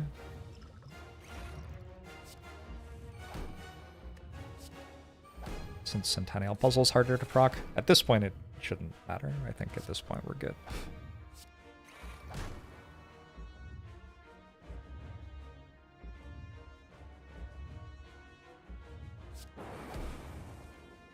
Or reduces your win rate 2.5? Oh, okay.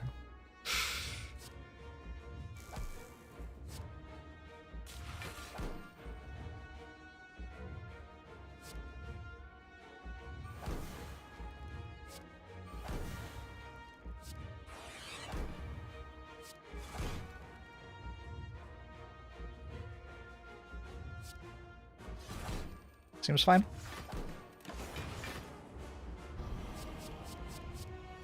Wasting a turn of intangible, kinda. But also, I'm kinda getting the exact thing I need out of it, so...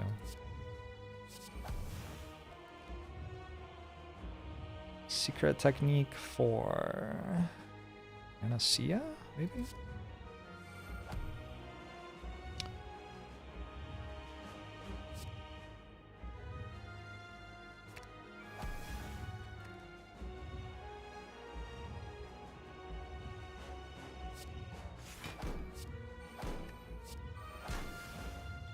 Aggregate's back. Hi, Aggregate.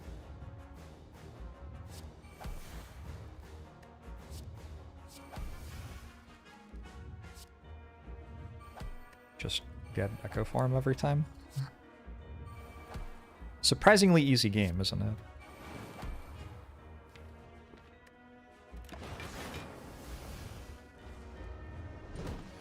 Did you include evokes in that, Paul? Every time people do consume math, they ignore that some orbs get evoked per turn.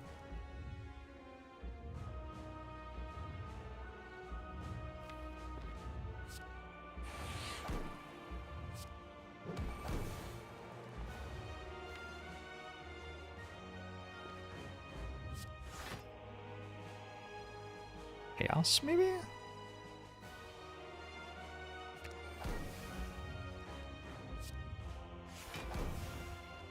Another one?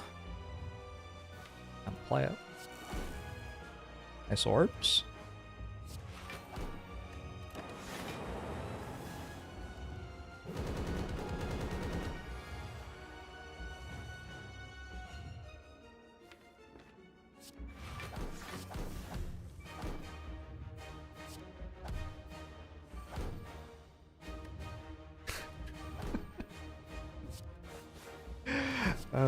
The RNG's been pretty good in this one. Probably wins with bad RNG as well, but haven't needed to find out.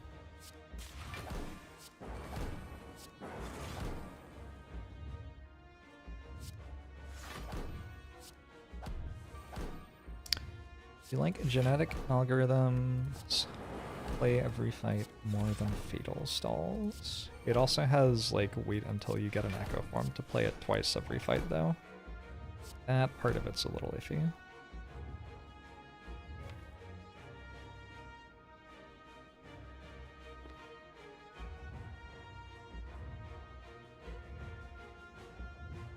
I want to not die next turn. I do have like 60 block and a fairy in a bottle. I think I'm okay, yeah. Maybe we do this. Oh, that didn't help.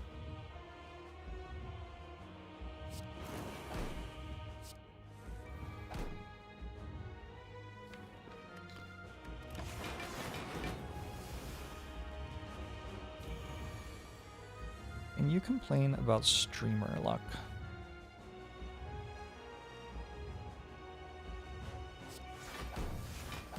Sure, I give you permission.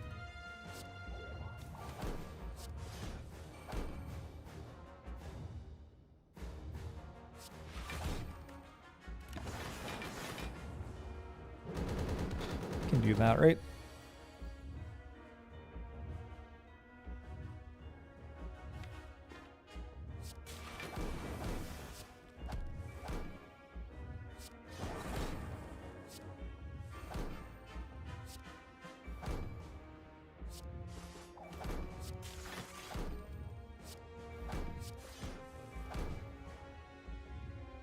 Oh my god. A lot of aggregates.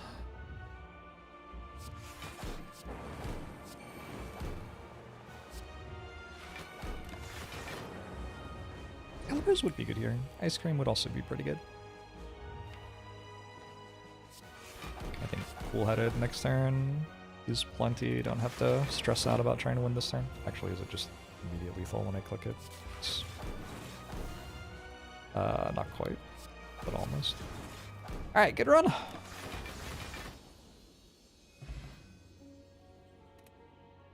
How much damage did I take from Gremlin Knob?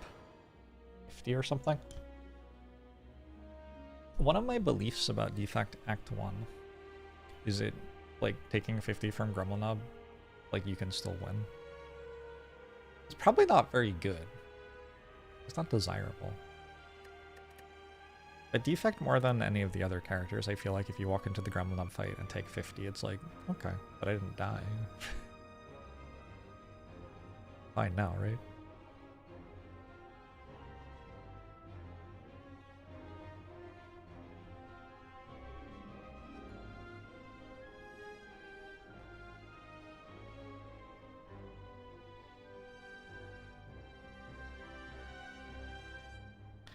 You, Mr. Blue Jean on YouTube. I don't read YouTube chat very often.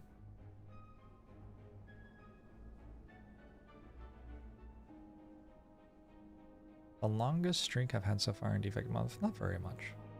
I'm not playing particularly carefully. While I do sometimes take 50 damage from the Gremlin Knob and then go on to win easily, I also occasionally take 50 damage from the Gremlin Knob but started with 25. And I don't win those runs. Yeah. Am I saying 50 from Gremlin isn't normal? It's somewhat normal.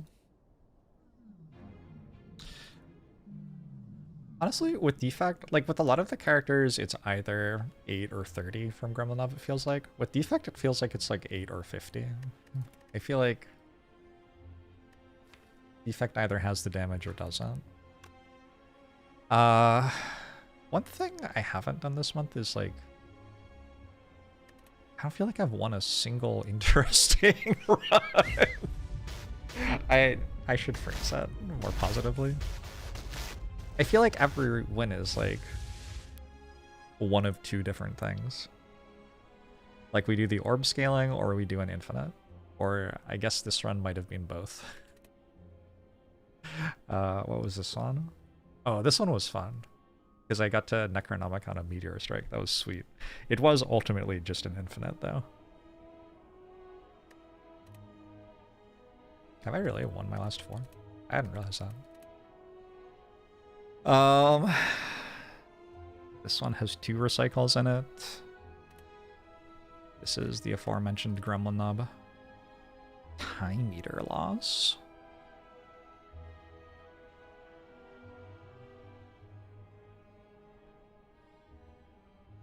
This deck looks like it would be better without a Blizzard. Hot take. Yeah, that's another thing about the win streaks. I have sometimes been clicking on cards because it looked like it would be fun to click on them. When did I take Blizzard?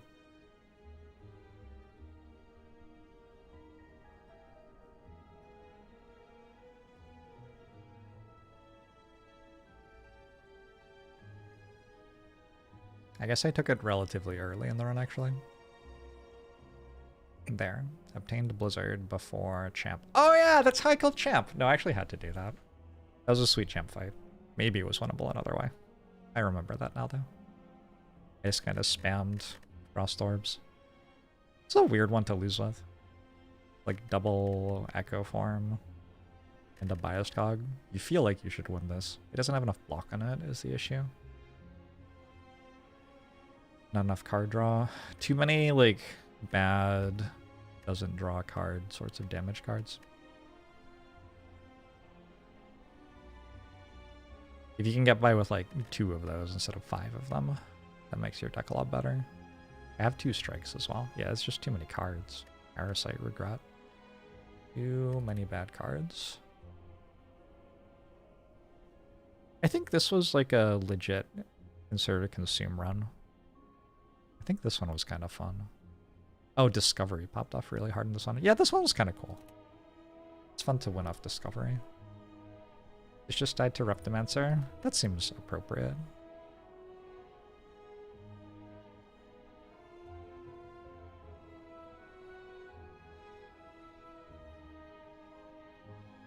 I honestly don't know whether this was Focus or Infinite. It's an Unceasing Top run? Unceasing Top has been really cool. Had some good Unceasing Tops. 3 times recycle Unceasing Top? Okay, maybe I'm just being unfair. Some of these runs are kind of sweet. I think the issue is, a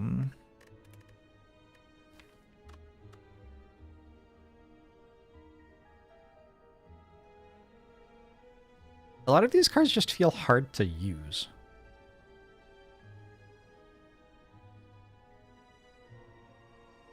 And I feel that less on Silent and Ironclad. On Silent and Ironclad, I feel like the cards are a bit more varied in their use. Part of it is that Some of the attacks make orbs and some of them don't. So if your strategy is going to be built around orbs being good, you just take the attacks that make orbs and don't take the other ones. And that's like a pretty large friction point toward having a different run. Like, whereas on Silent, if you get offered an unusual damage common, you might take it because, like, you just need damage early and you can make use of all the damage commons later around about the same. It isn't even true, but it's more true on Ironclad than Silent. But whereas that's true on Silent, on Defect, if you get offered one of the iffy damage commons, you often just skip and try to wait until you get offered one of the ones that's better. So then you just, like, don't use half the common pool or something, and a decent amount of the uncommon pool. How's it going, Denial? Is that a mod that shows what you skipped? Yeah, that one is Run History Plus, I think. I think it's Run History Plus. I also use Run Resumer, which lets me go back into a floor. And some of the information might actually be from that instead of Run History Plus. Lets me do that, which is a cool thing to be able to do. You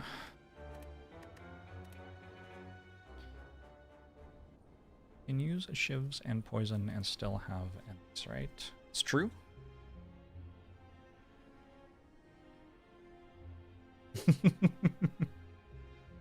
Bust tonight. Defect's non-orb builds are also situational. I think about it in terms of how you make sure next turn is good. I think Defect's main ways to make sure next turn is good are have a lot of orbs or have so much card draw that you're just drawing all of your good cards every turn. Where the other characters have more variety in terms of ways that they can make sure next turn is good. Like Ironclad, for example, sometimes has runs where you don't care if next turn is good because you have 100 max HP and Reaper and Strength Gain or something like that. Defect doesn't really have much like that. Silent obviously has Walloid plans. Silent has just like a card like Malaise, where you debuff the enemy. Defect doesn't do that. Malaise is cool because, like, it's very effective against some enemies and doesn't do that much against other enemies. So you have this, like, interesting play in a run where you have Malaise. Where Defect just, like... The closest Defect has to that feeling is Go for the Eyes, which is... I don't know. Every now and then it's playable. But it's nowhere near as interesting. Does machine learning improve when you have fewer orbs? I think that's probably true. That kind of makes sense to me. You watched Knives Out 3? I saw that in theaters. I really enjoyed it. I think that might be the most recent film I've seen in theaters. Yeah, I liked it. It was funny, but also there was some good dramatic acting in there.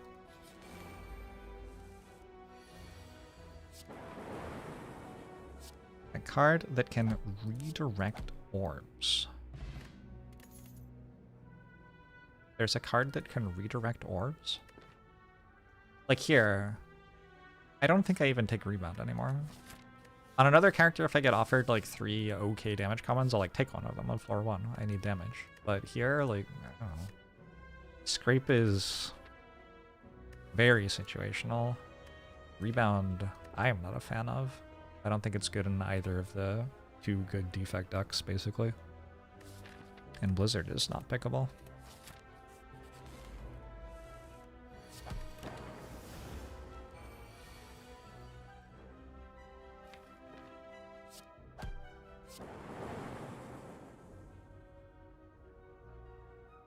Might have to strike, yeah. I can draw only attacks next turn and not be able to kill it. Actually, Triple Strike just straight up can't kill it. I think I play like this though, so that Zap dual cast strike kills. Nice.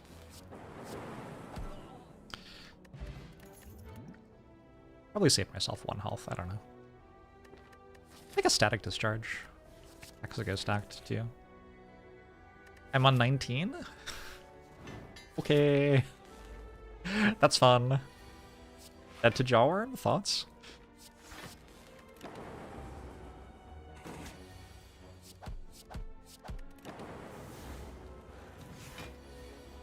Defend Plus is a pretty good card.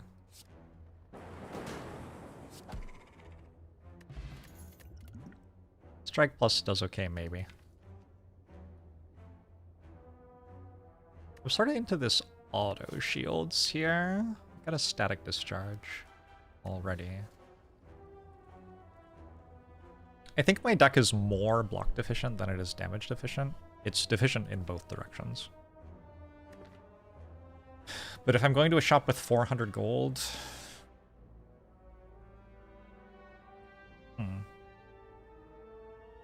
It's likely I'm going to buy a good damage option from it. I don't actually know. This is kind of a big question. I'm more likely to find damage or block in a shop with 400 gold. It's gotta be damage. Because you get offered 2 attacks guaranteed. Those don't block. You get skills and powers, and I think powers tend to damage more than block on Defect. I don't know. What happens if we have 19 health and we take 50 from the Gremlin Knob? We won't. We won't for sure. If I want to fight this, I could take Ball Lightning because of the Gremlin Knob fight.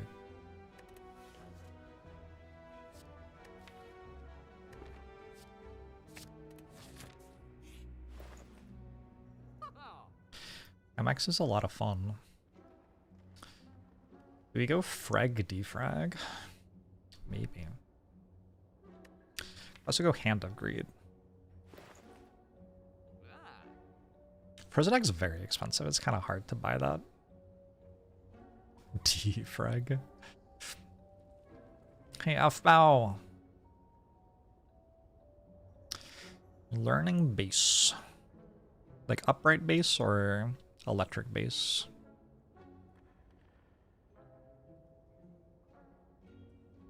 I don't know how to play either of them, so I got nothing. Chemex as like a naked purchase, like you don't have any X cards yet, is I think not quite good enough. I've looked at the math on it and you just don't see X cards often enough.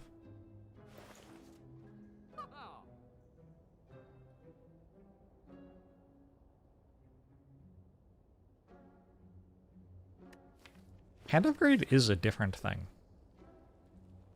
And Defect does like shops. Defect also really likes powers, though.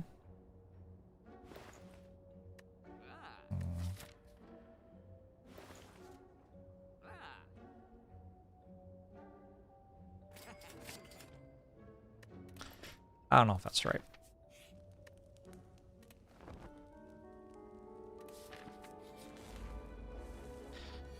The Naked Chem Triple X.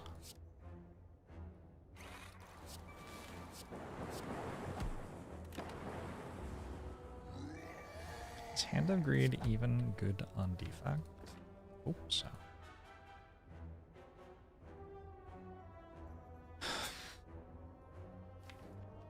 15, 15, 15. My mouth is that that's one short.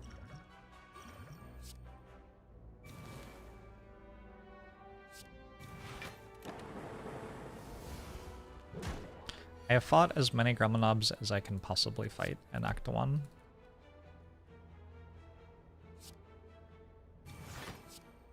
So far today.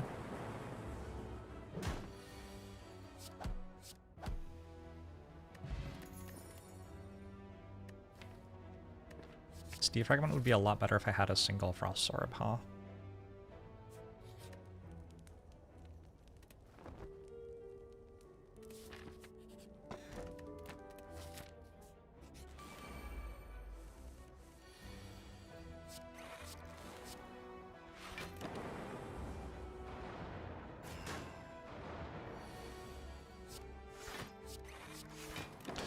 Summon the Electric Outs. I mean, I'm playing Total War Warhammer 3. It's my like off-stream game a little bit. Actually, maybe I should be trying to kill this because when this hits me, the orb evokes and hits that.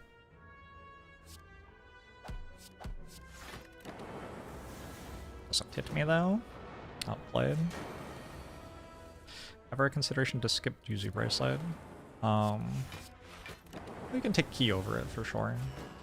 If, for whatever reason, hallway fights are better than question marks for you. That's like The obvious reason. God. I don't actually know. I think it's self-repair.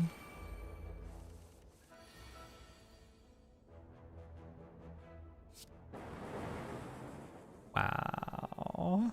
That's the only way that that can possibly not work.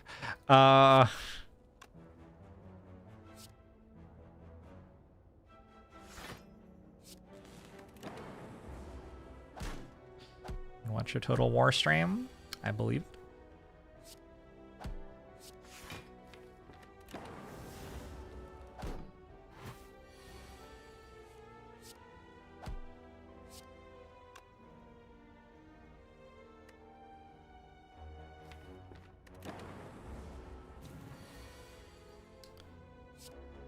I feel like this deck wouldn't hate a mummified hand.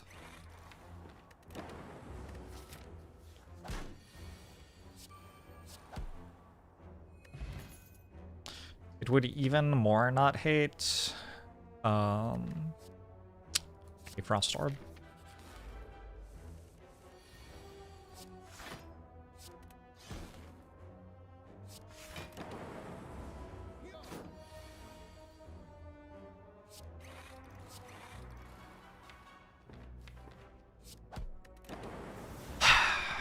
When I clicked on the self-repair, I was thinking, oh, I can heal from the Holy Fights. I did not heal from the Holy Fights. Hey, a Frost Storm.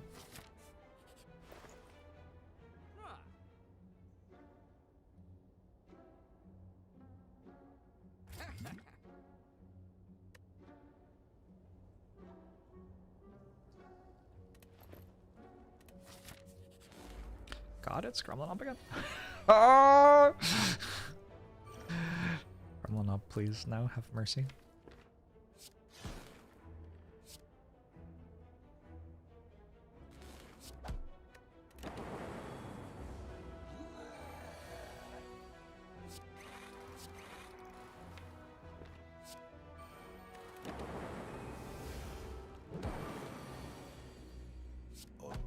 Okay, it's fine because we healed from Gremlin Knob. Of course we did. First the Holy Fights deal damage to us and then Gremlin Knob heals us and we get a mummified hand. Of course that happens. How could it? I was never concerned. How could anything other than that happen? Okay, cool. Tresky, thanks for 42 months. Appreciate it.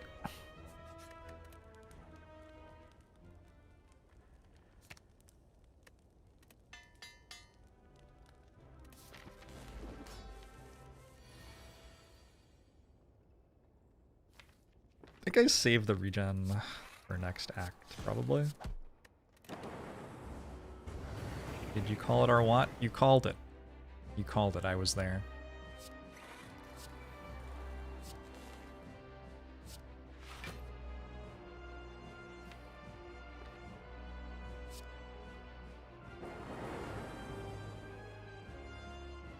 Alright, it's a little bit scary, but I think if I have to potion, there will be time. A regen potion without having had it ticking. I hope that's true. Oh.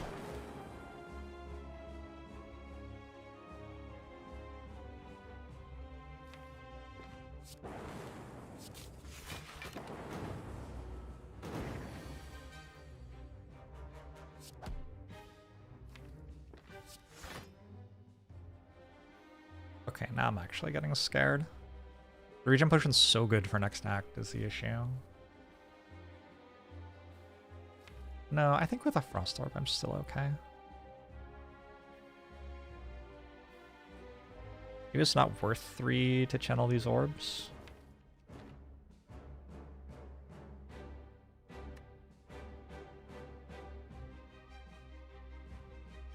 It is.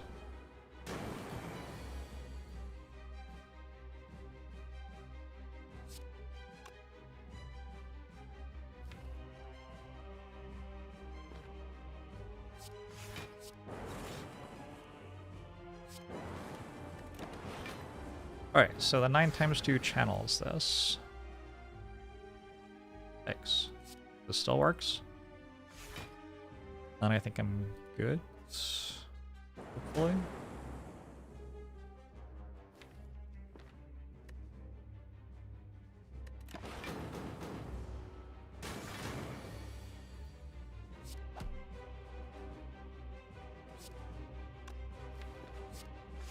Sketchy, yeah.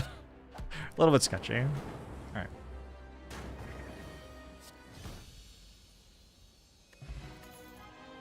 Electrodynamics Plus. Gosh, that seems good. There's also a fission. I wonder if the fission is better. I'm gonna take the power. Probably. Pandas? Got 2 upgrades on my basics.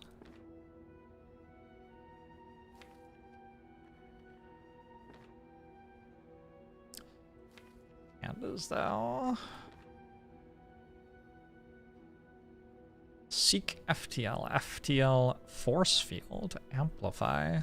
These are pretty good. These are pretty good. Yeah. 0 powers. Unfortunate. But I am not upset about it. I like the Force Field a lot. Force Field will cost 0, like straight away. Why did we not like Star? Because it was against Pandora's Box.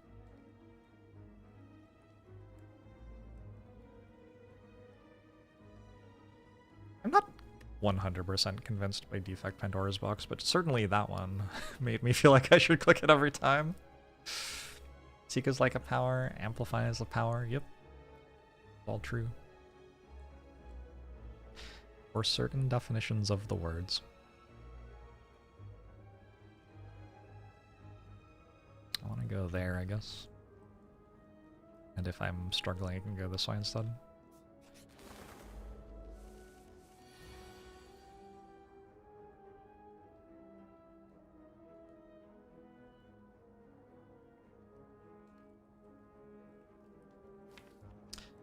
Any energy?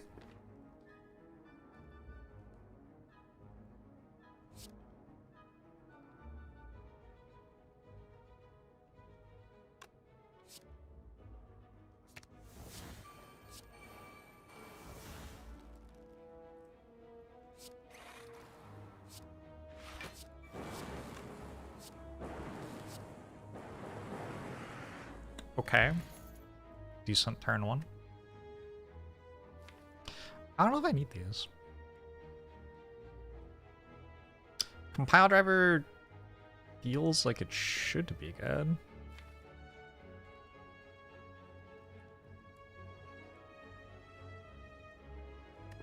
This deck is so dense on powers that I almost don't need to take the card draw and energy. Like I get 7 cards on turn 1. I can almost just do that and then win. Yeah. I'm gonna try that. I'm not taking a compile driver. Is there a chance to miss Electro there? Probably. That is crushing, but okay.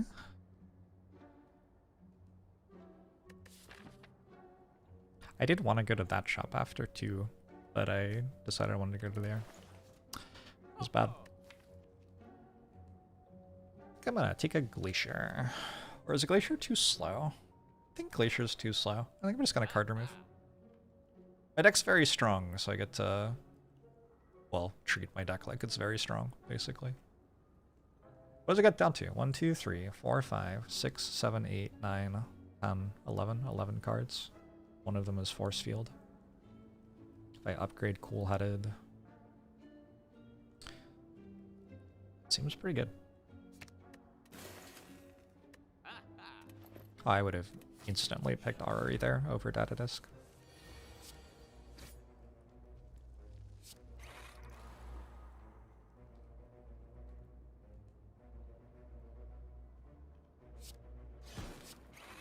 No.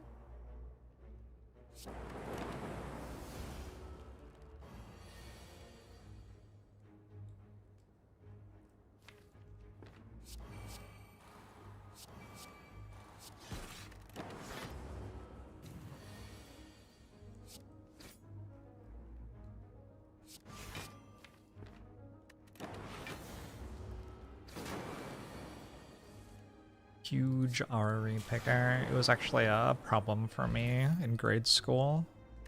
I will take a cool-headed. That is a better type of card draw for this deck than a compile driver, I think.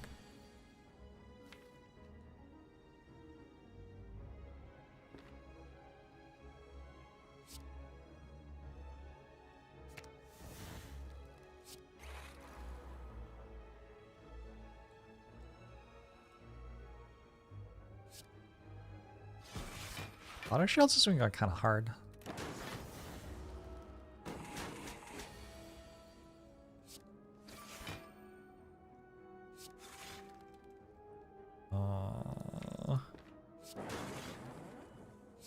Okay. Take one. Not so bad.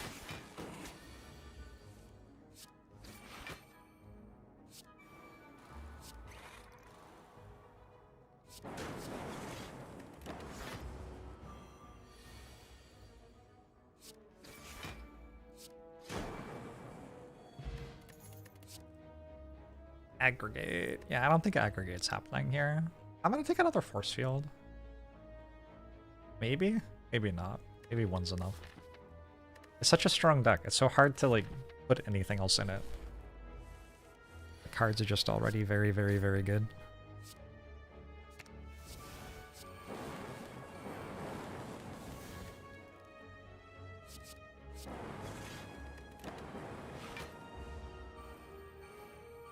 Fucking with static discharge, one of the coolest interactions in the game.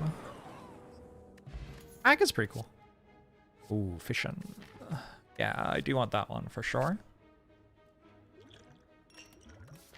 That seems worth upgrading in this run.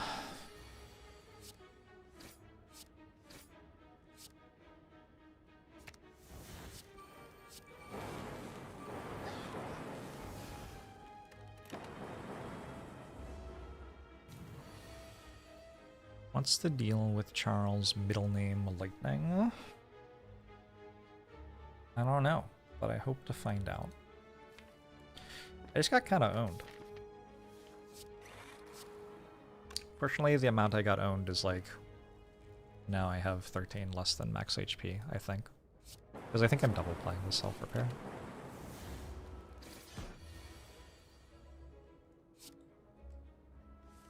Just kind of seems like I would be.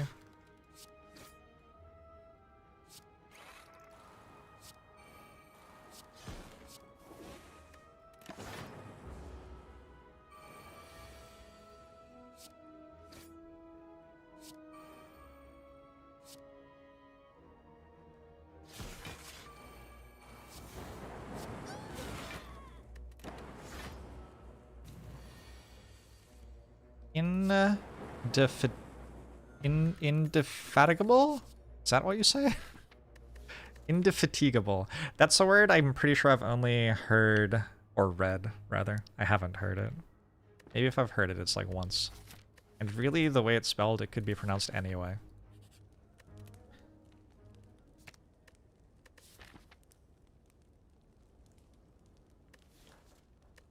Indefatigable?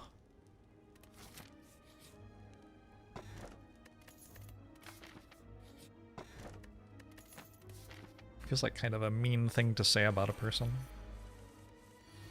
Isn't there an English warship named that? Probably. Sounds believable to me.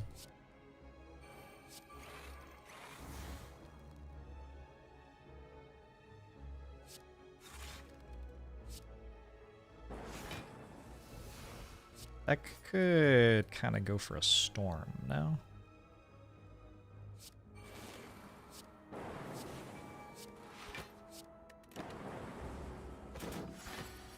Enjoy the party, Paul. Seek for cold snow? Okay. Cool-headed even? Cool-headed's even better, isn't it?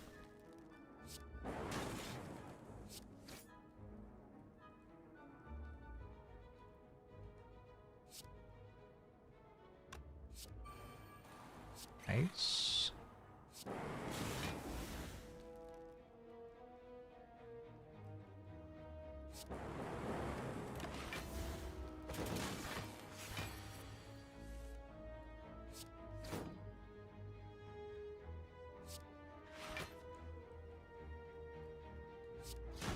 Is there also a British warship named the Cromulent?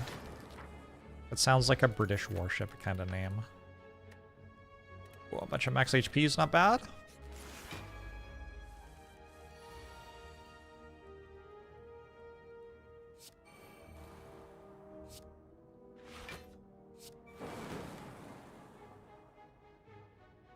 Indefatigable Purpose. Darkest Dungeon? It would be in Darkest Dungeon. I don't remember the line from Darkest Dungeon, but I'd believe it.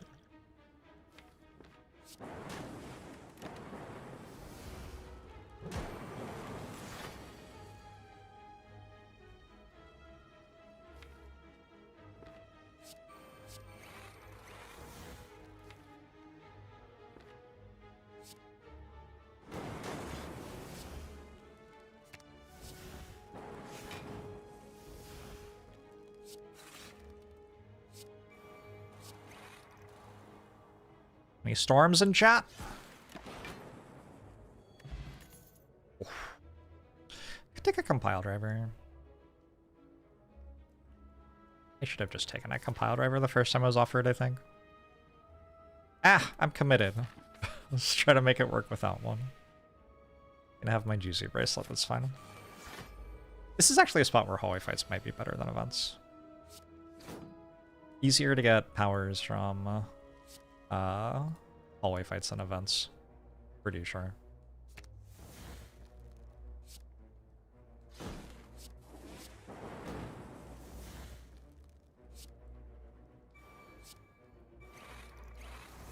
We're looking at deprecated content. Are there cards I liked when they existed? I don't remember what Nova was.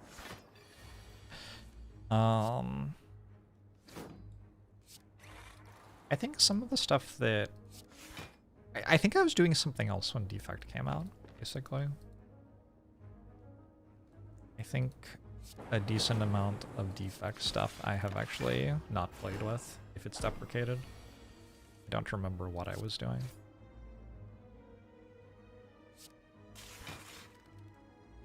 But I've definitely looked at them and have no recollection of some of them. I played with Axe Kick. That was like the first day Axe Kick was in, and then I think I like stopped playing Defect for a while. Yeah. Alright, I'm gonna keep on not taking these. Feels vaguely wrong, but what do I know?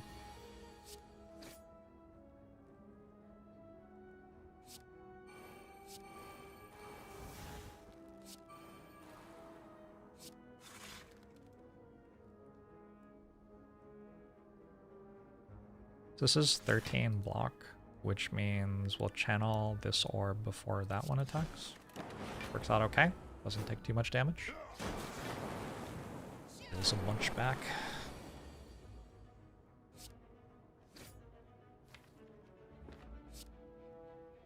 Feels kind of like a compile driver would have drawn these for me. But okay. I'm making the decisions I'm making. I don't know.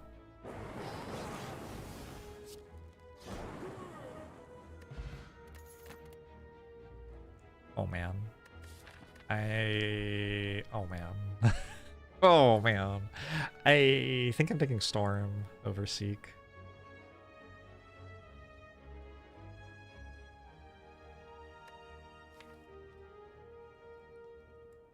It's a mighty fine looking Seek though.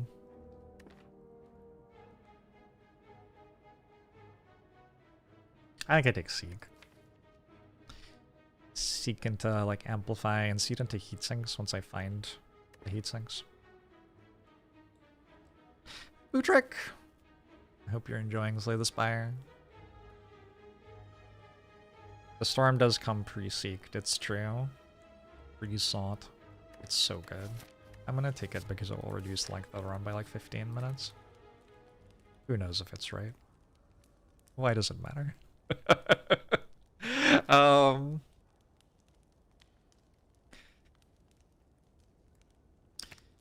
I pick only Fission and Storm, all act. This one, I think I picked this act. But yeah, I think other than that, a lot of skips. I also got a career, which is like very relevant here. It is a very, very, very large deal.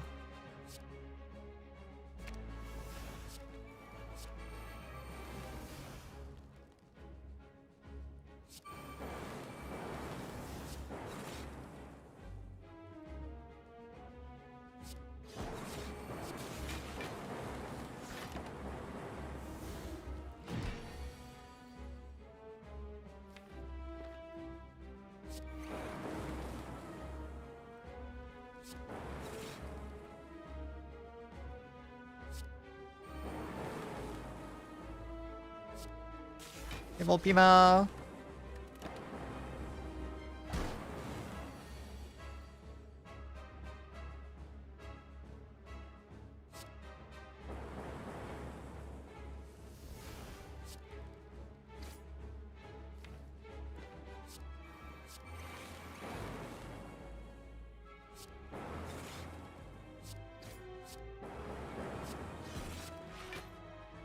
Alright, well, that's what I've got. Oh.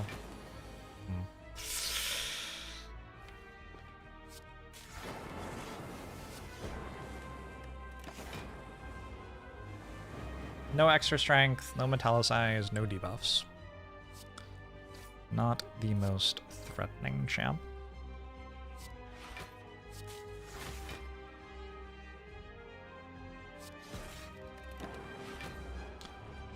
Act.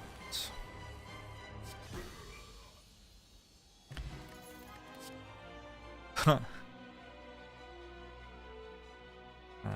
Yeah, okay, sure.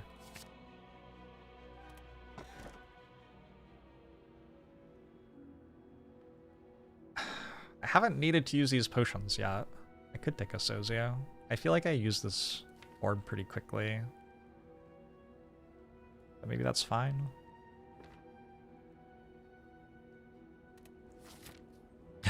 Nice pony. I hope it was a good Naruto fanfic rant.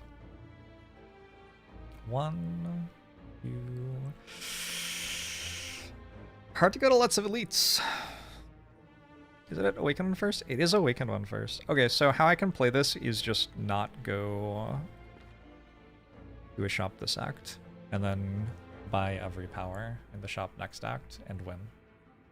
Maybe. Or maybe not. It seems egregious not to go to a shop this act. But also it's kind of silly to like spend all my gold on not powers, because Awakened one is first. I think I'll be okay.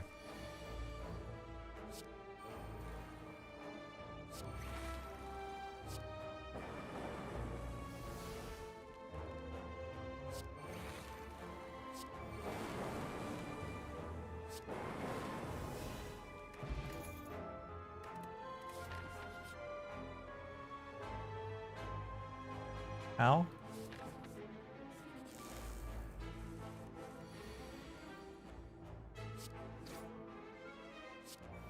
Easy? So easy.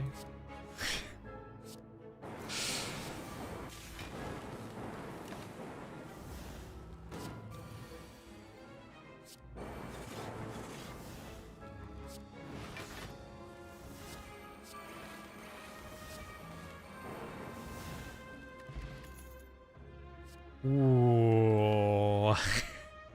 It's not a terrible Thunder Strike. We have to. I think we have to.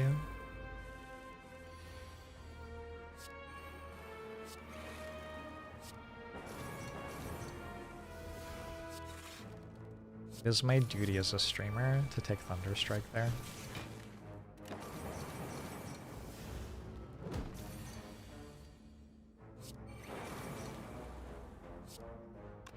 I have certain responsibilities to my community.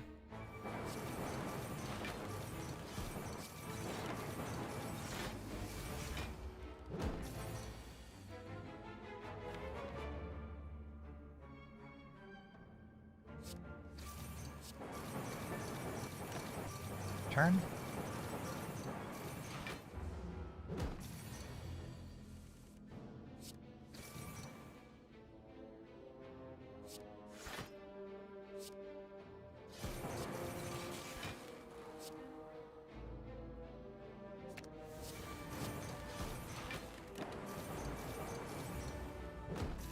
Maybe I just kill it now?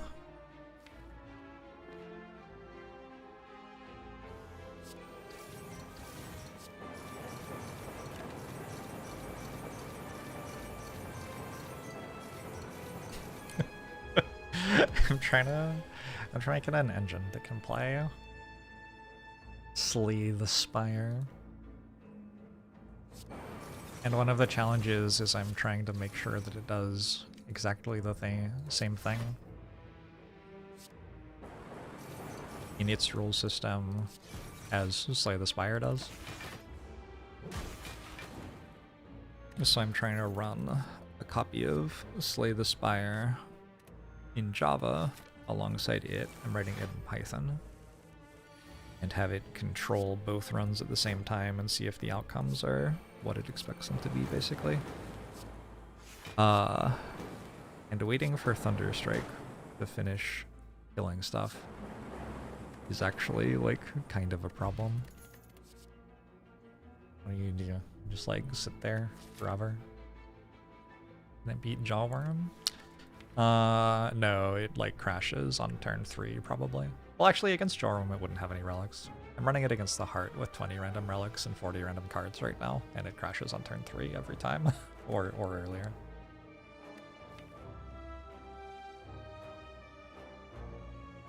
The deck's so thin that I don't think I want an overclock.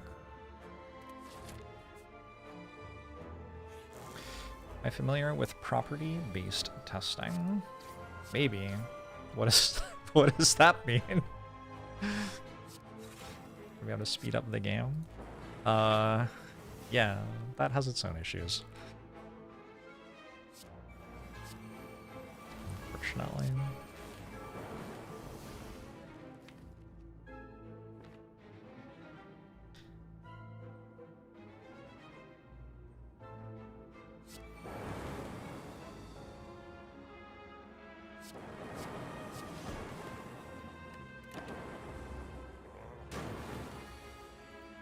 Basically generate random inputs and see that two things do the same thing.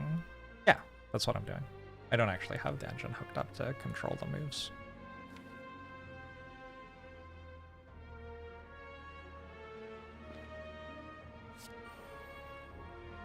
How? Is it gonna die next turn? How many orbs is this? It's a lot of orbs. Oh. I see. Okay.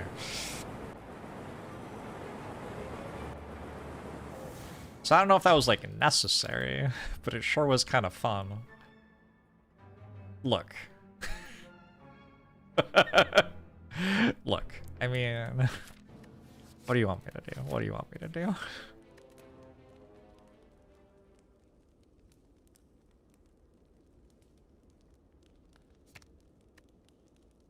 Vajra huge here. I think the Thunderstrike Sunbeam, I don't think it matters. But you know what? It's trying.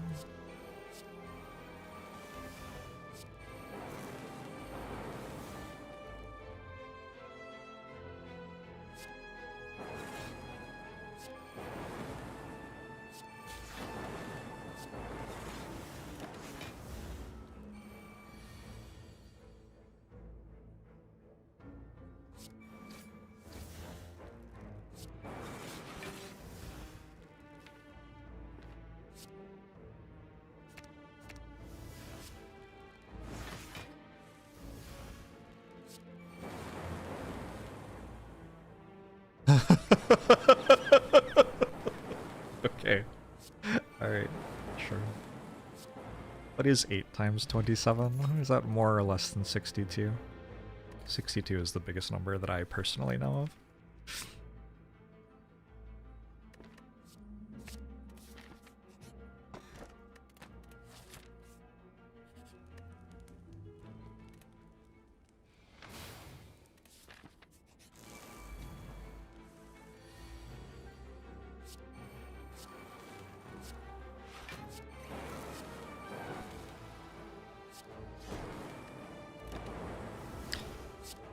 When I was a kid, my dad took me to Europe, and we were in a church. And he asked me, "Son, do you know how long it took them to count how high to make those arches?" They had to count all the way to 62. And I said, "I don't know, Dad. How long did it take them?" And he said, 30 years. And I said, "Oh, how long does it take us to do that now?" And he said, "We don't know how anymore."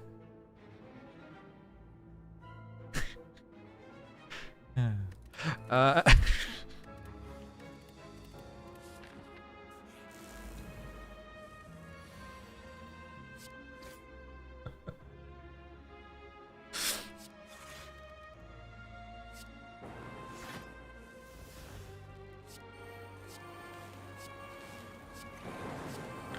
Imagine a heat sinks in this deck. I feel like it would be good.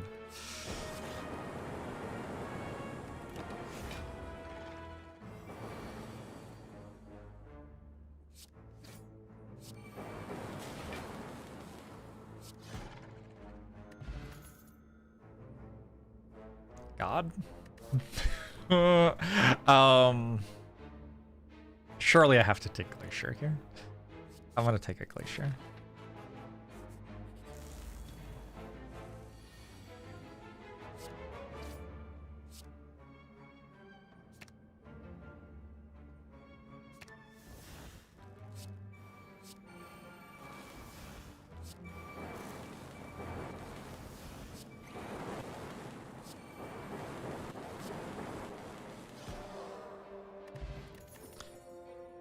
How many Seeks have I been offered, like, actually?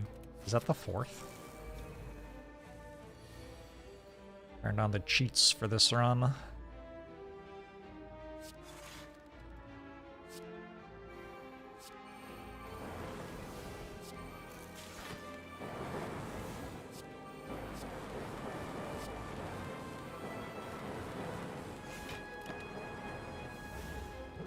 Still alive, huh? We'll see about that.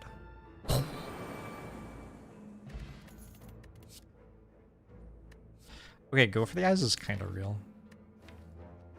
I think I just kill it. My plan is just to kill it.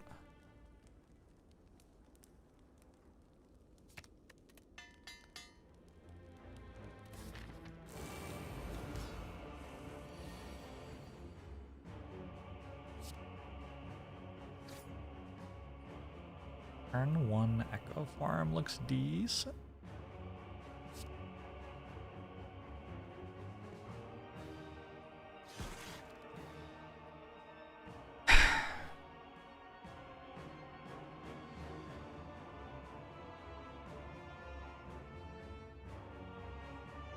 No amplify though.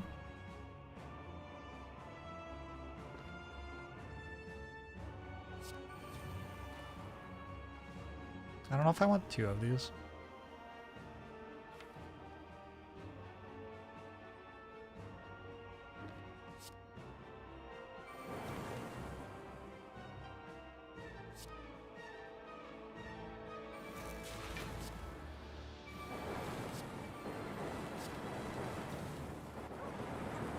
It's kind of a bad turn one.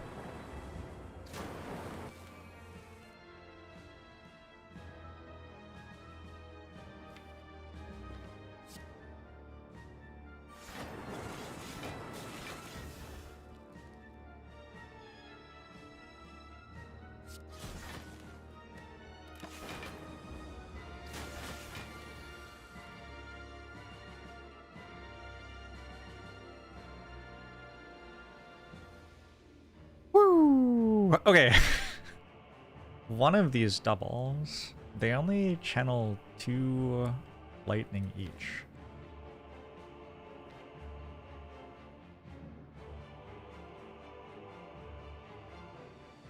So we're gonna get to 14 on these. And we're gonna channel 20, 24, 28. So that's 72 damage. And then another 42, 114, Plus a lightning orb hit at the end. 123.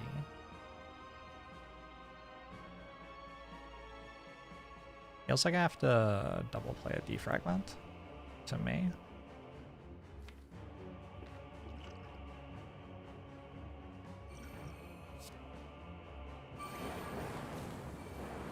Or I guess triple play.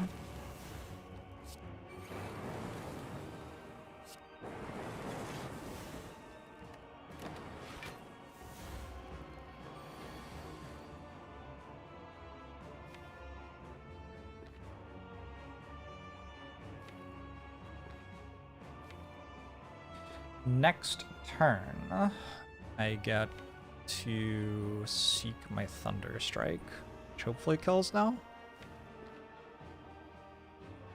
Let's start with this. This turn I get to seek my Thunder Strike. It's like doing it next turn, except it happens this turn. Neat.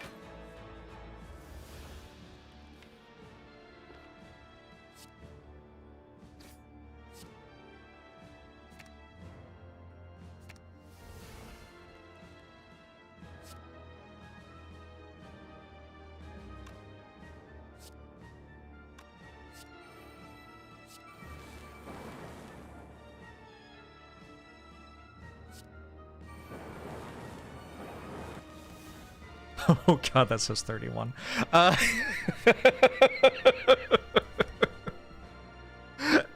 Okay. Alright, cool.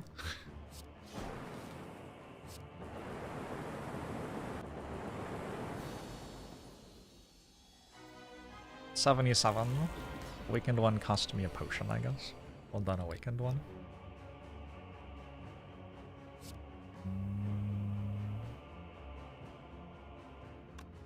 I play these two. I get to play everything in my hand every time, I think.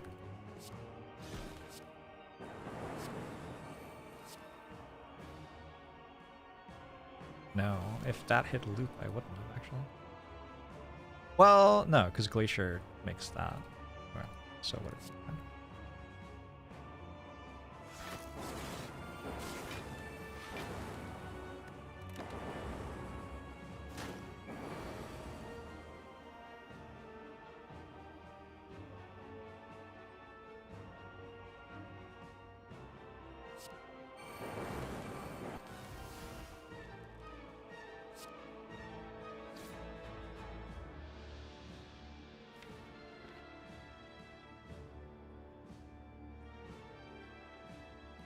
Ascension do something? I don't think it really does.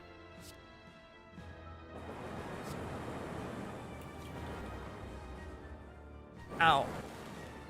Ow. Ow.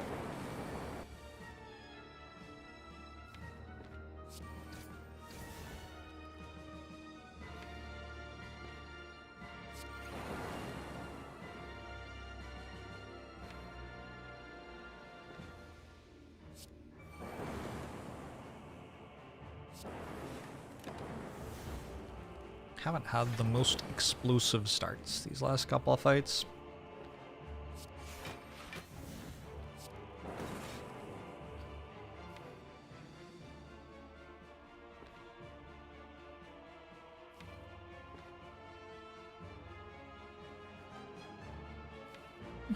I guess I want to get rid of the rest of the car, or the clock timer, rather.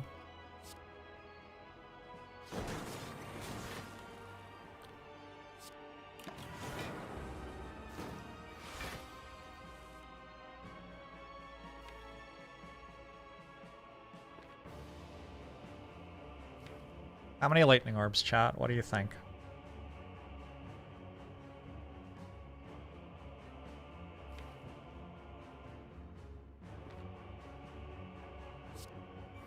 There's gotta be enough, right? Someone's been counting and it's 47 apparently.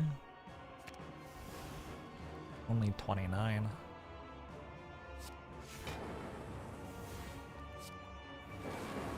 There's still time though.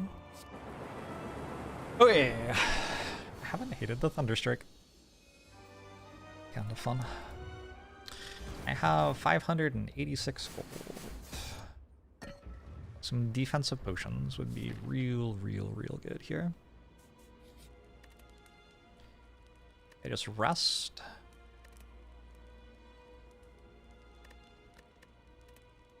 These don't seem like they do much. Full-headed upgrade, I guess. I don't think it's worth more than 10 health. Hey, Pocket Watch. We were asking about you.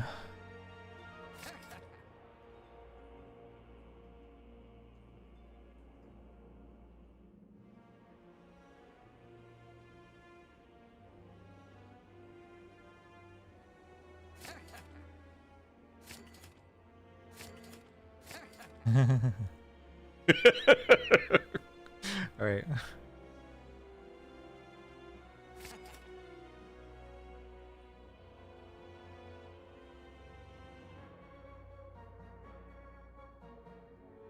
Do you think 3 storms is enough? I feel like it's enough.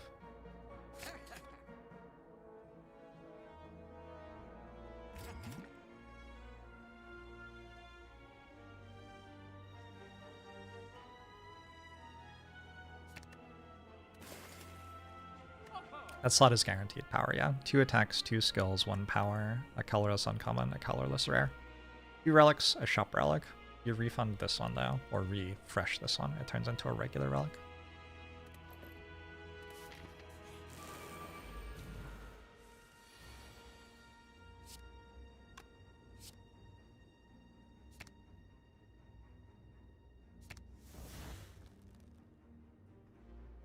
GG.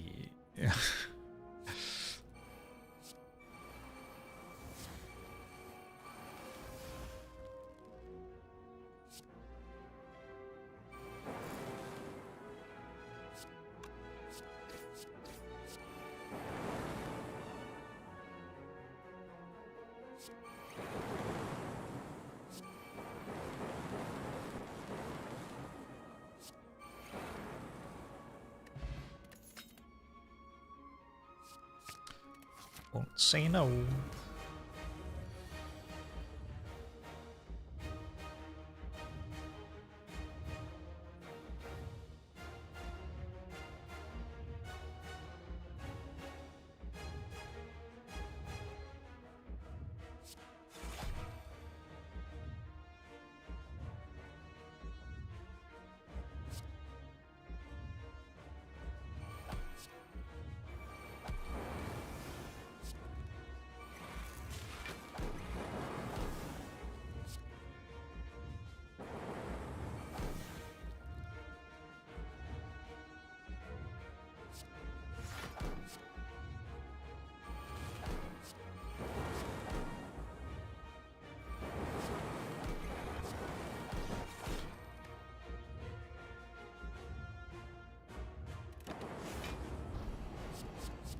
Frost Orb in front would have been a bit better, but I think this will work.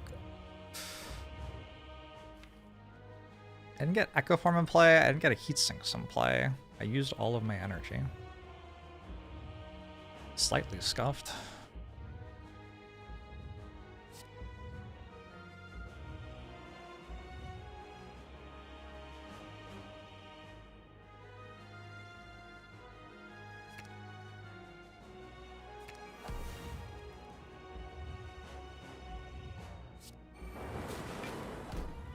I guess I'll play it without Echo Form.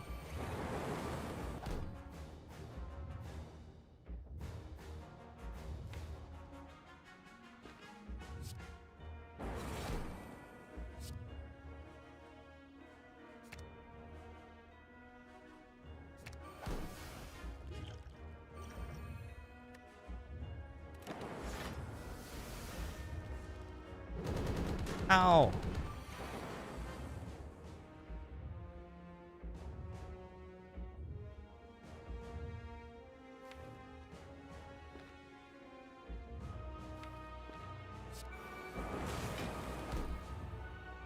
I just have to survive this turn, right? And then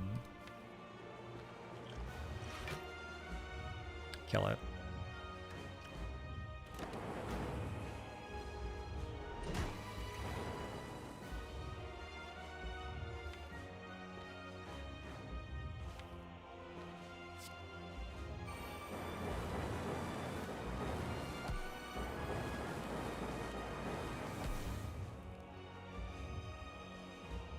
We've got 2 more loops in play. It dies at the start of next turn. I don't even need to worry about having a hand next turn. Okay, GG. Fun when a run like that comes together. That's a really good Pandora's box.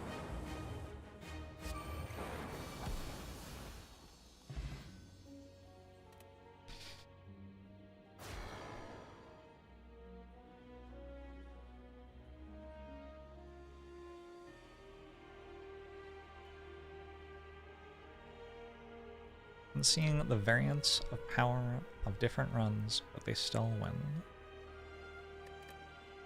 That's a run that, like, it looks really, really strong when it wins, right? But also it can lose. We can just, like, kind of draw the cards in the wrong order and die to Awakened One somehow, kind of thing.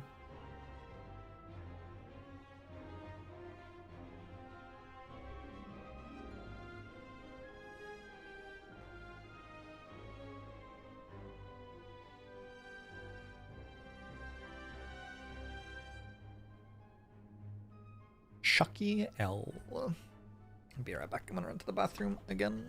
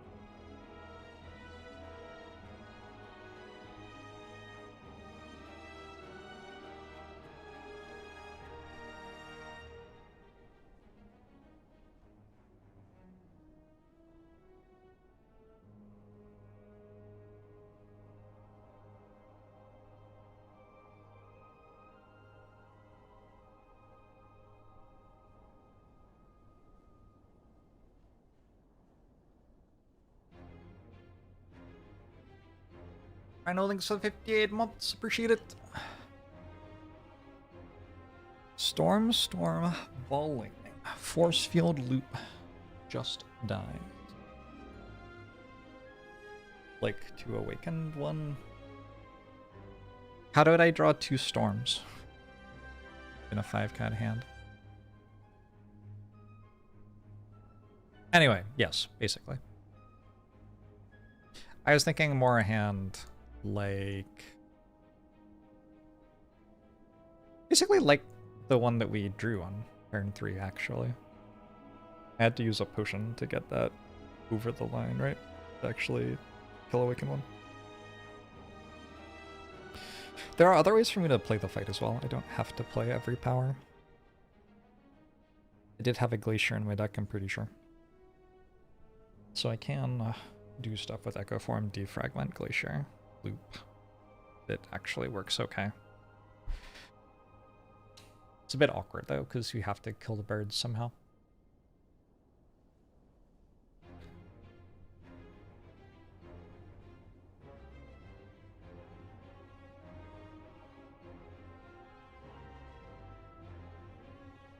Not how bad the turn 1 can be. Yeah, that's because that's why I didn't take a 4th storm, right? Yeah. There were a lot of storms in my hand on turn 1.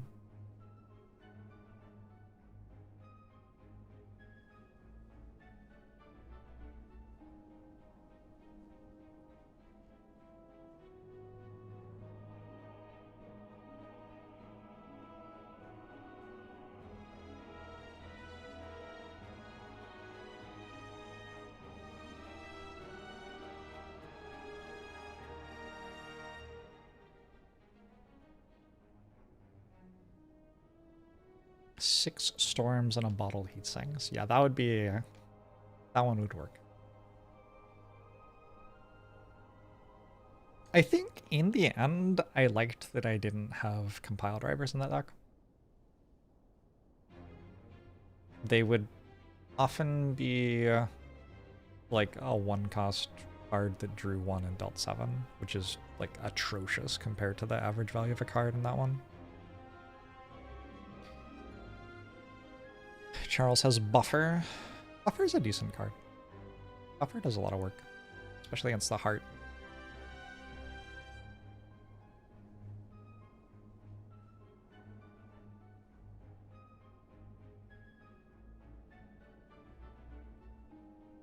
Special thanks to Feedback Bot. Thank you, Feedback Bot.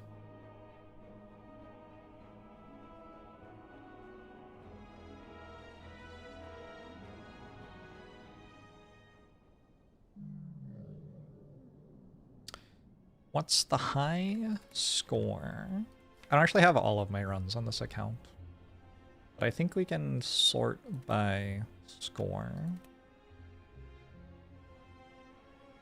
Looks like the highest I have on this profile is 3791.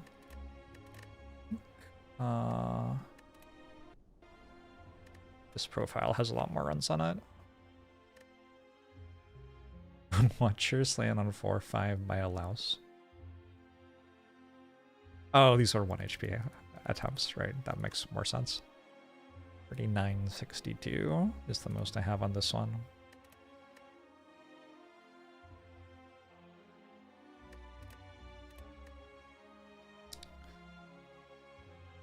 Also a Silent Run. Silent does a pretty good job of taking no damage in fights, which gets you a lot of score.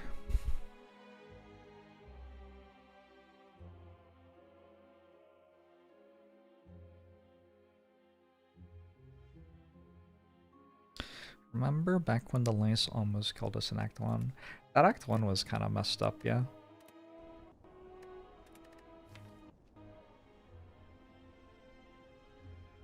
Because I took 18 from the whale, and then I took 21 from that event. And then I fought Gremlin Knob. That was terrifying.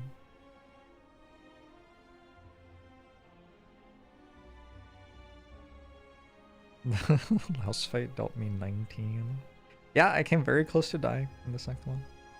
On the other hand, I didn't die, so I don't know.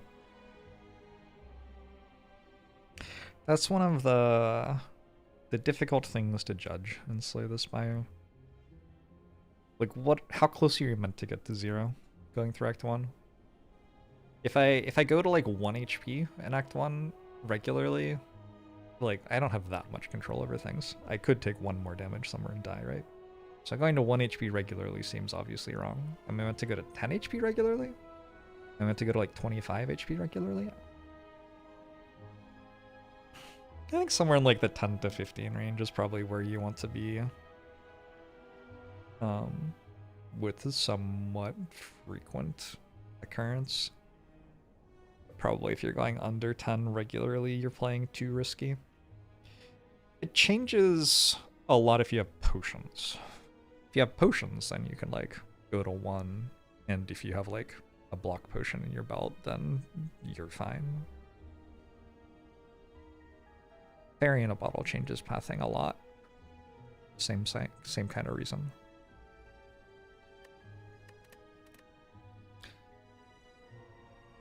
Those runs are always really interesting because, like, if you are at like 5 HP, often you don't die. The reason you don't want to go that low if you don't have a fairy in a bottle is that sometimes you die, but it's still only like 20% of the time or something. I don't know, I made that number up completely. But it's not like 100% of the time. It's not even like 50% of the time. So it is kind of interesting because you'll play a run like that and not die, and then you'll be like, well, why don't I just do that every time? And the reason is that 20% of the time is too much to be dying. How much does it change if you're dumb? I don't really know. I'm not sure.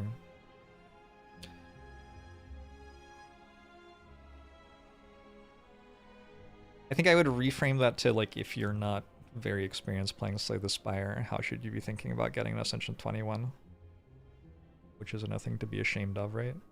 And I'm really not sure.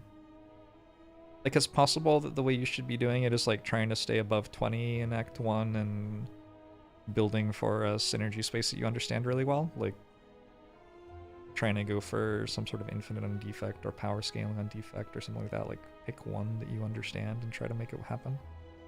Possible you should be doing that. I don't know. Your experience just bad. Legit. I respect that. Me too sometimes. I don't feel like I have enough brain for Frosthaven or another run. Should we play Zuminos? Let's play Zuminos.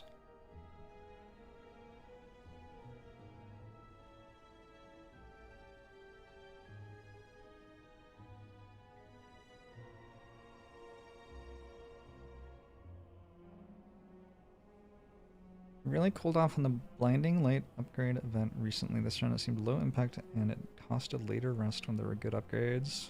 I feel like this run it stopped me from taking 24 to Gremlin Hub. Maybe I'm misremembering.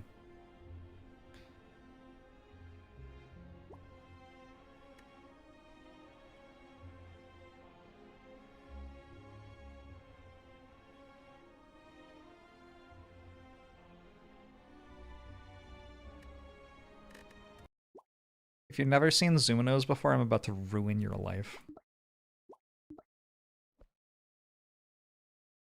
I'm Skylar. Skylar gets +1. Oh, this is the director thing. Skylar gets +1 points from sky animals. Like these ones. So these are worth +1 for me. This also has an ability. +1 for each other animal in play. I can play animals of the same type next to each other. I can also play animals of the same color next to each other, but since this is a land animal instead of a sky animal, and this one's a sea animal instead of a sky animal, I can't play these on the board right now. Let's play this.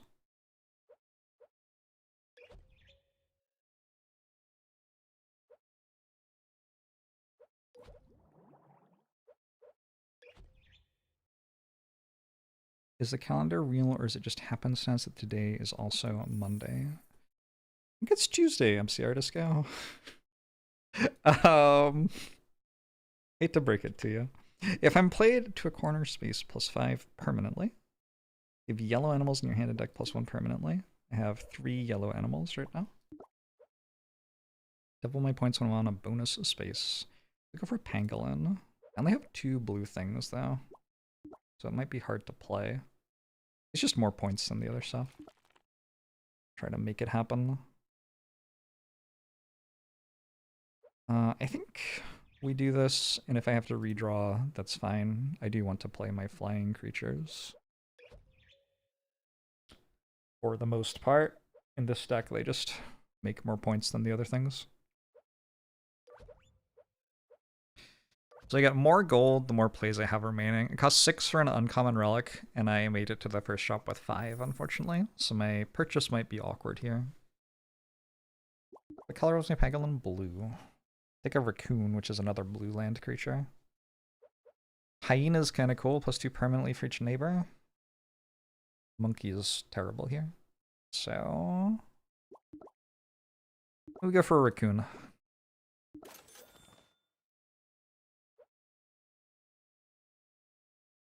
Fills a row, give it +3 and increase this ability by 3.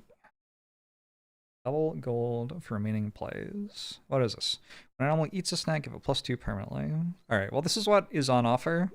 These are the uncommon ones, which would be maybe better. I'm gonna buy that. I'm gonna buy a 0-cost snack, and I'm gonna buy a land soda. Transform an animal into a random land animal permanently. So, I guess I am ending up doing land stuff. And we have a lot of blue land animals, so maybe we make this fish into a land animal too. And when I'm played in a corner, gain a random snack.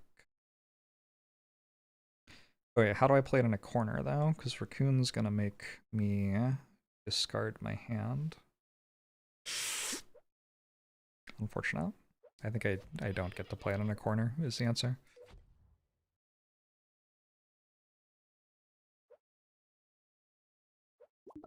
Is everything turning into blue stuff? I think everything might be turning into blue stuff. The event today is that 2 ants are in my deck, so I have these terrible 1-cost things.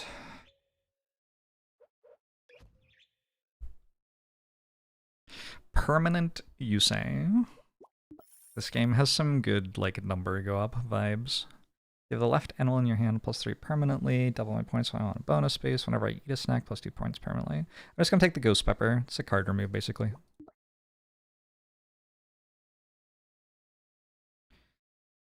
And let's card remove this.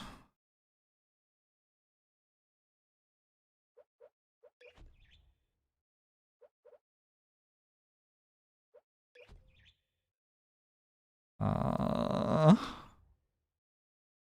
do want Pangolin in a corner. Gets it +5 permanently.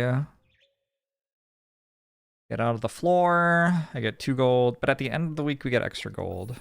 Right? Am I wrong? Maybe I'm wrong. +4 permanently for each neighbor, so that's even more permanent. Stat gain. I could go for Ghost Pepper again. I have ended up with a lot of land animals, kind of accidentally. Sure, let's try a deer. Oh, I thought at the end of the week I got more stuff. Are we right before the boss fight? Is that what's happening? Okay, so this is like the boss fight. Half the play is half the goal. And then we get more money, but we have to survive 2 fights before we can spend it? Maybe? I don't know. I don't understand how it works. You play an animal if it's neighboring 3 other colors, give it +100. That's a big number. But it's hard for me to do that.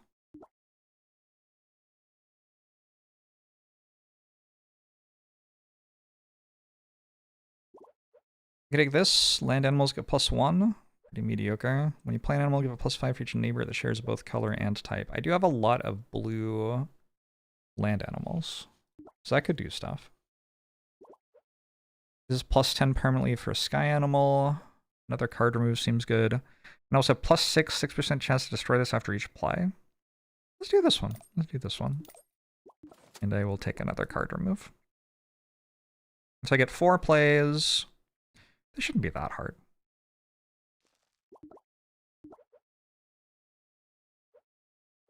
I'm just going to play this in the center, I think. We're not going to get it to the corner. Realistically. Maybe that was terrible, because now I can draw a hand where I can't play a thing. I realized that right after I did it. Okay. Bailed out. Nice. Are there animals that are both land and water? There are not, but you can get rainbow animals, which are all the colors. Gopher gets a copy of my favorite gem. If I had purchased the thing, the land gem that gave my land animals +1, this would be really strong. I think I'm going to take it anyway. This is one of the ways that you can win, is just spamming gophers. See what it gives me. Oh, I got a land gem. That is convenient. Okay. Let's go over to the corner with our panda. Finally actually play the panda. The panda gave me a +5 square.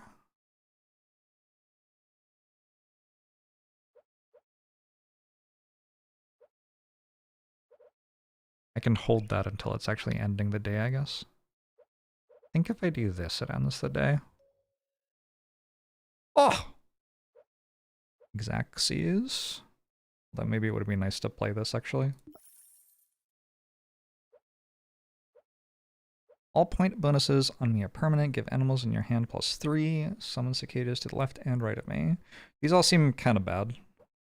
I could use this and put it on the +5 square, but it's very slow at this point. We're already into the part of the game where we need to be a bit faster than that. Remove an ant. It's a lot of green stuff.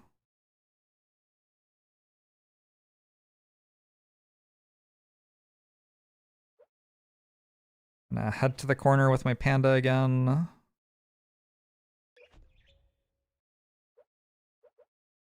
Might be dead here.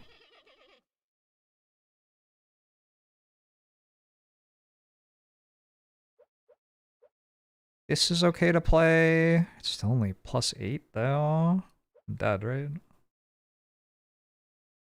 This gets extra from being next to another blue land creature and lets me see more cards.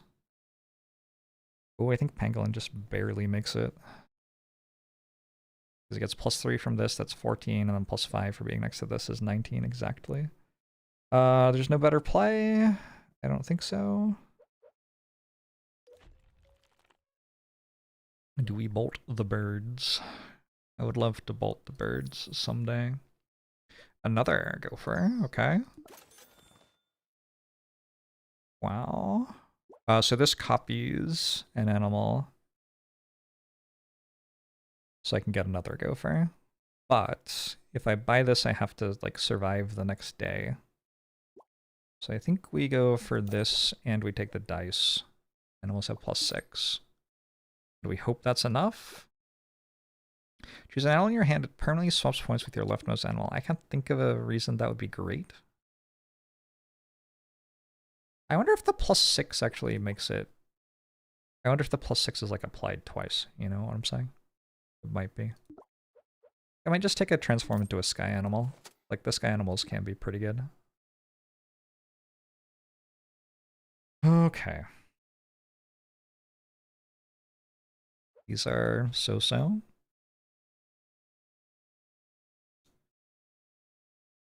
And is fine.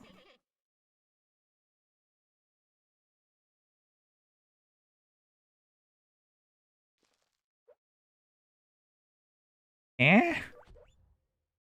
Oh no. Oh no, don't just give me guinea pigs. Anything but that.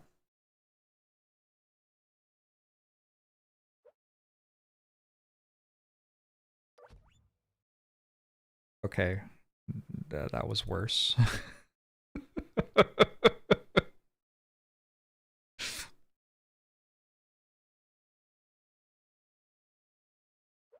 What if this were a sky animal and it were really good? 21. So that puts me at 79. And I put gopher here and it's enough. Yeah? Is that exactly enough? I think that's exactly enough. Let's put gopher there first. Also, I think I want another gopher.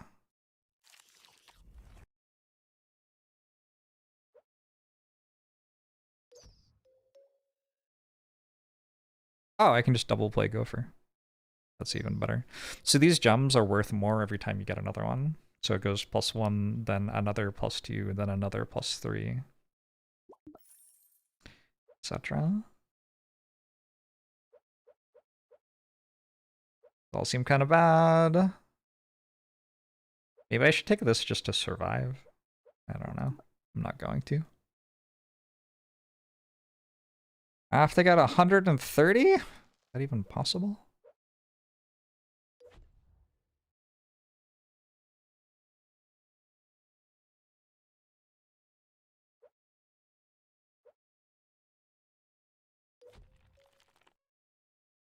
Gopher is here. Let's go gopher. Why was 32 spider bad? It's possible it wasn't. But basically because I want to only have things which make my gophers get played at this point is my answer. That is my personal belief about how I should be doing this. So I want stuff that lets me draw more gophers, and I want stuff that lets me play the gophers again. We're now up to land animals having +15. So anything that isn't a gopher or... Okay, well this one's so good that I think I take it. Draw my points again for each land neighbor. But anything else that isn't a gopher or a thing that lets me play gophers faster is kind of unappealing now.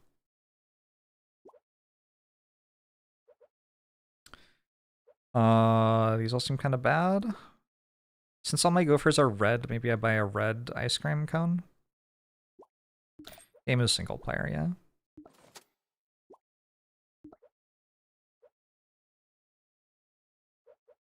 I have to score 30 points on average per play right now.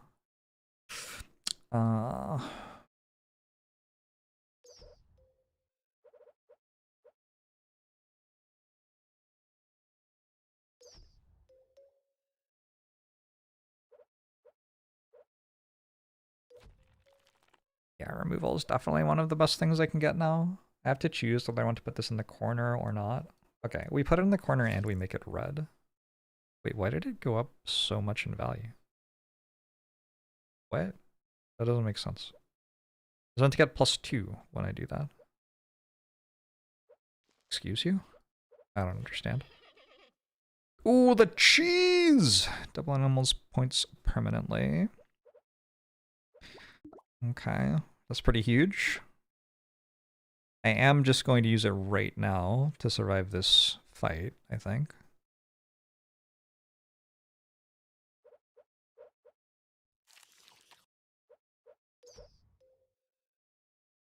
Gopher's going off. Hey, SD, how are you? And my points for each different color in play. It's okay. I go to a shop now? I just beat a boss.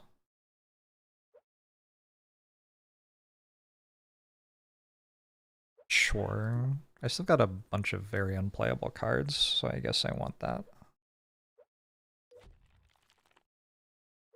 Get all the different colors in play and then we just win?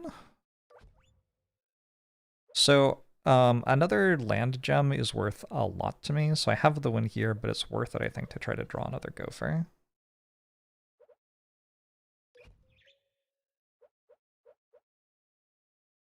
Okay, now I wouldn't be able to play a gopher even if I drew it. Gopher Y. Scoring points again for every red animal. If I'm playing a corner, +10 permanently. Scoring points again for every yellow animal. Don't care. Just take the skip, basically.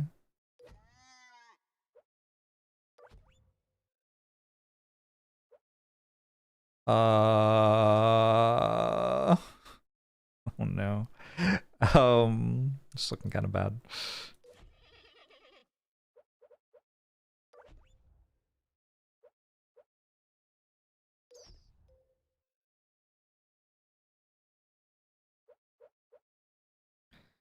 Chat, please. I don't want to die.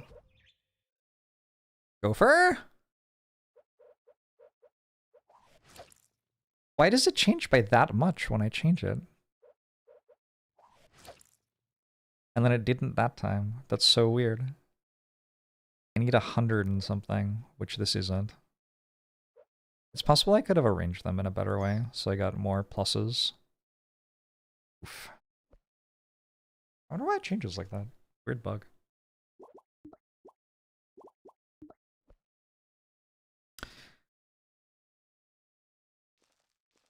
For the same character? Maybe this time we'll actually use the birds.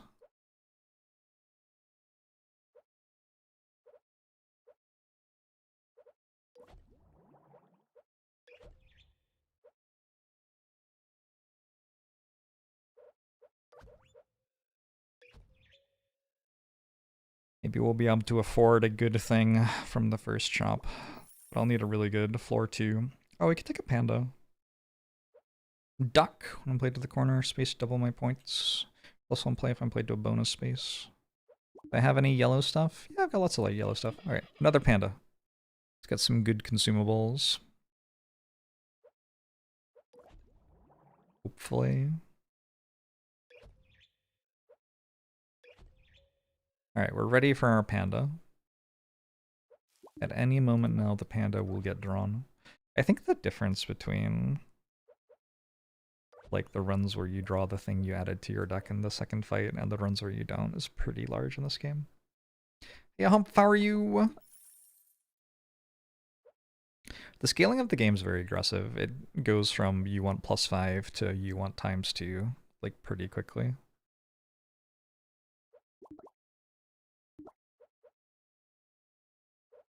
I don't know. None of these seem very good.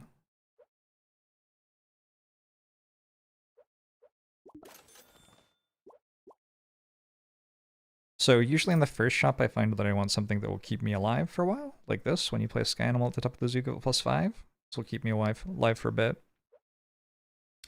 But then I want to start looking for ×2 sorts of things straight away after that, basically.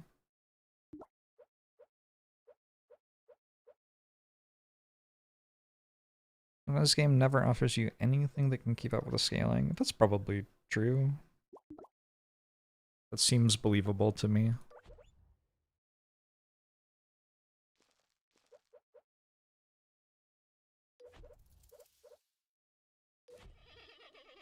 Ooh. You can be a land animal now? Yeah, sometimes you just kind of get a rare thing straight away, and it makes the start of the game a lot easier. So now it doesn't feel like I need to be taking the so-so commons. I can just use my links to win for a bit.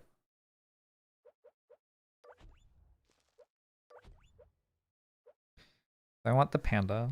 Random consumable for 2 gold is the equation. I don't think I want that.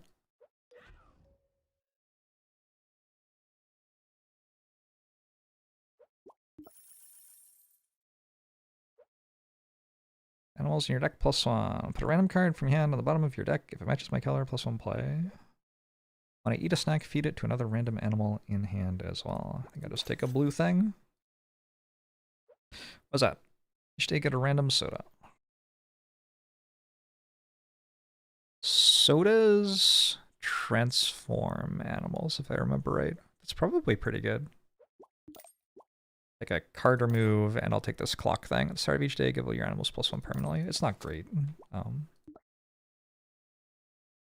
But it's more than nothing, just barely. +5 for each other animal in my chain of connected sea animals. That doesn't seem very good. I ended up being land animals again, I guess. Whoops.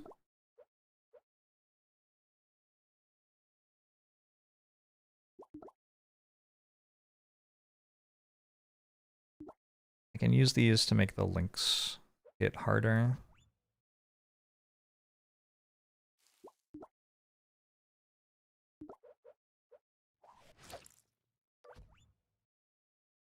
Three times 16 is 48. So that'd be 56. Then I could put a panda in the corner and win with the bird, maybe, or something. Actually, can't play the bird.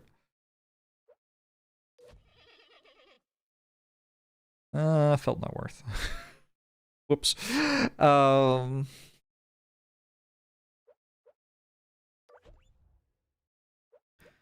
Like land animals correct 80% of the time. I have no idea. I have not played the game enough or seriously enough to know stuff like that. 5 points for each neighbor. Give all your gems +1 point. A turkey is uncommon. I think I just don't care. You can go become a sky animal. Ew.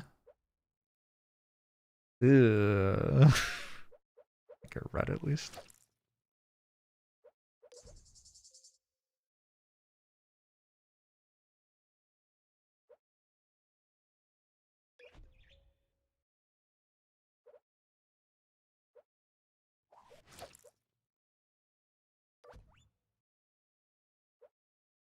Lynx is here to carry.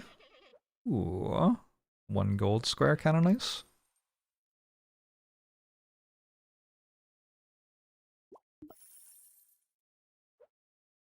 Animals in your hand get +3. Animals in your hand -3. I'm just going to take the blue thing again. Turn this into something better. Oh, the skunk is here anyway. Okay. What's my least common color of land mammal? Land animal? Green, maybe?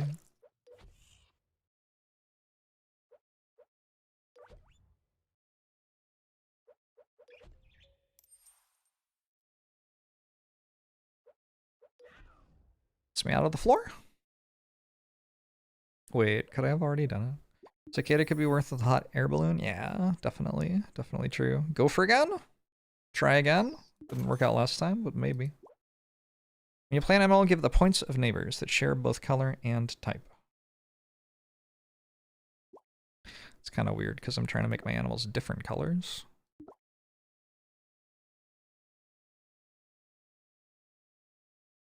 Let's start each week, gain a random souvenir.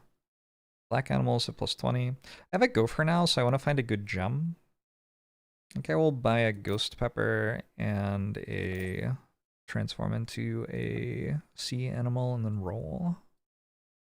Land gem, sure. Okay, we're doing this again. 1 goal each day is probably okay. I'm kind of done. Feels wrong, but I think it's true. I don't really care about any of this stuff. It's all like, none of it's multiplicative, I guess is the way to say it. Okay, my skunk is away touring. I could have checked the calendar and known this. If my lynx had gone away touring, this event takes away your highest point animal. If my lynx was gone, it would be very scary. But fortunately, that isn't what happened. Let's turn this into a different sea animal. Ooh, otter is very strong. +1 play for each neighbor of my color. Unfortunately, I don't have a ton of neighbors of its color, but if I get like a rainbow snow cone, I can make it every color. And then it's GG. GG from there. And also it's just like pretty strong to get +2 plays out of it right now.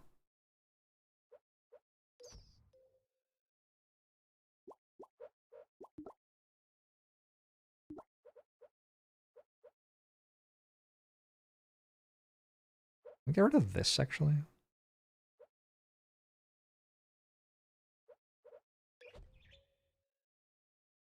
Well, it's kind of weird. Show me a sky animal. Show me a different sky animal. Hey, Draco Ape. Found my links.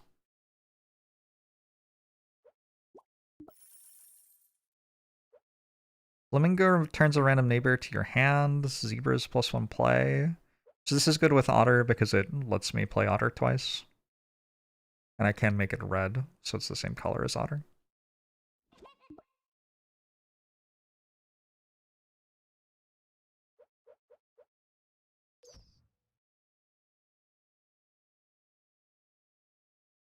How do I get to the corner for Panda?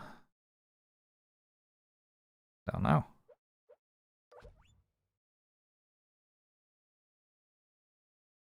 Like I could play this, I guess? Feels slightly scuffed. I should have put this here. Is that true? Play this here, no. No. No, it's not true.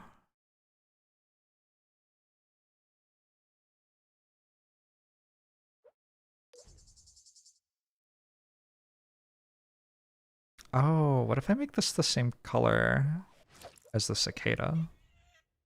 That's kind of hype. Alright, now I have lots of plays. No, my gopher! Oh, I made it so I can't make flamingo red. I forgot that I was trying to do that. A black cone. This is a different bird. Another cicada. That's a lot of cicadas. Is this Super Auto Pets? Kind of? It's single player. It's a tile game. But also, like, kind of. I'm not gonna tell you it isn't. There's some fancy stuff, yeah. After each play, if your hand has one of each color, +1 play. Do I often have +1 of each color? Sometimes.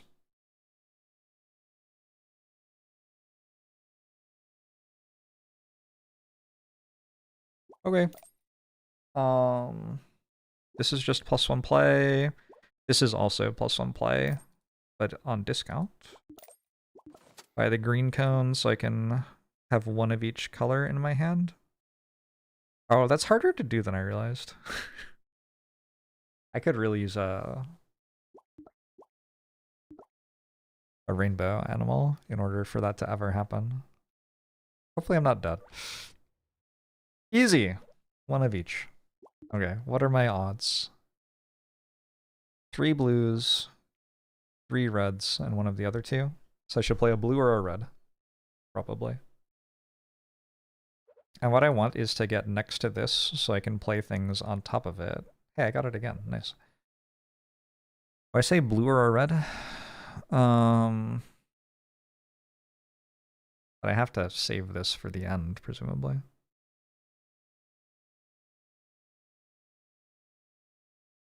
Let's put a blue here. Oh, this is going very well. Okay, I finally failed. Let's make this blue so I can put it in the corner.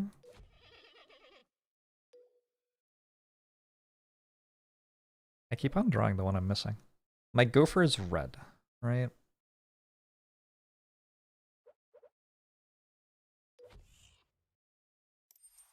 Alright, so I can go...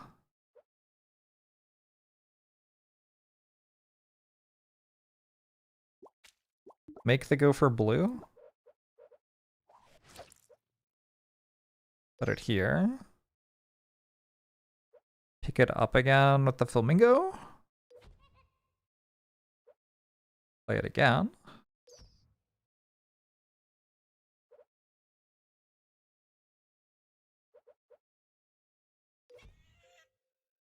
Lots of value from the +1 space. Yeah. You get to do some pretty fun things in this scam. It lets you do broken stuff, but then it ends on day 28. So, like, there's an endless mode, but unless you go into that, it ends pretty quick. I gain double the points of my neighbors, or move all of your other animals to random spaces. I gain 50 points for each one that lands next to me, or I lure the closest animals to me and gain their points.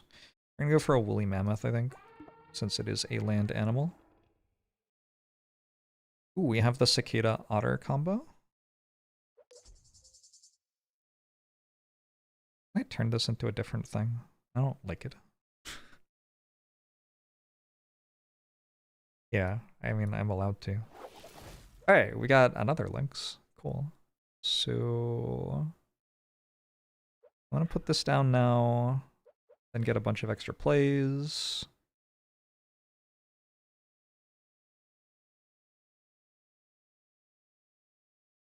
Then put... let's put this down, actually. Do in the corner.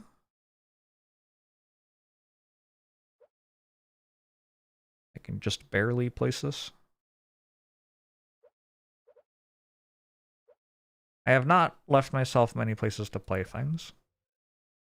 What I can do is I can make the woolly mammoth red, which I think is a decent card, or decent color rather. There you go. Currently there's a score cap on endless mode, so it's not truly endless. Sure. Kangaroo, return a neighbor to your hand and immediately replay it. This is pretty good with the stuff that scales every time it's played, and with the gophers. +5 for each other animal in play. Scoring points again for each yellow animal. Yeah.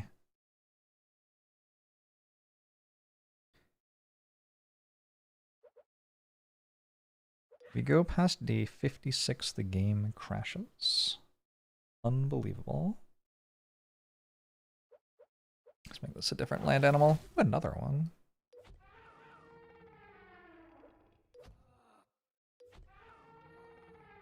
I honestly don't know what just happened. What happens if I do this? Is it infinite? Oh, I just won. Okay. I'll take it. These all seem kind of bad. Maybe a 2x space is good. I feel like it's just, I don't know. I have better combos. Alright, now we're getting into the strong stuff. We've got +100 for an animal permanently and copy it. That seems like it could be good. There's a ×2 space. That's also pretty good. I'm gonna roll though. I think we can do better. And I also have +1 for each snack that has been eaten, and I'm at 22 snacks so far. That's pretty good. Yeah, let's do it. We've got membership card. Employee discount card. What do I want to copy? There's a gopher here. Maybe I want to copy gopher.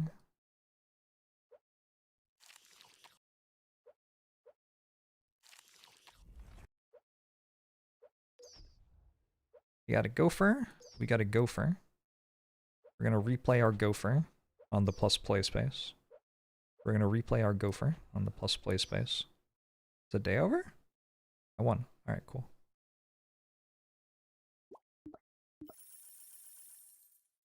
Yeah, so card remove is pretty good at the moment. These are like okay, but I think I'm good without them. I think we're done with cicadas. We can turn these into land animals and see what we get. If animals in your hand, +7. Okay. We gopher. Play the gopher again. We pick the gopher up. Play it again. Play the gopher again. Now we're scaling.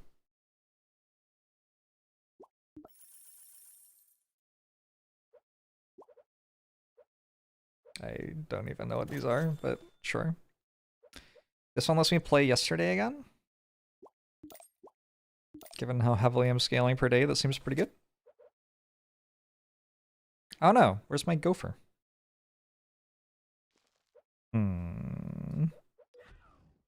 It was a trick.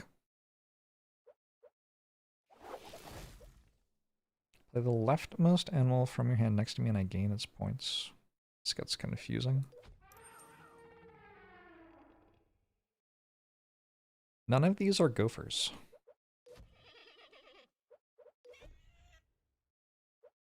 Alright, I only get to play one because I have too many points.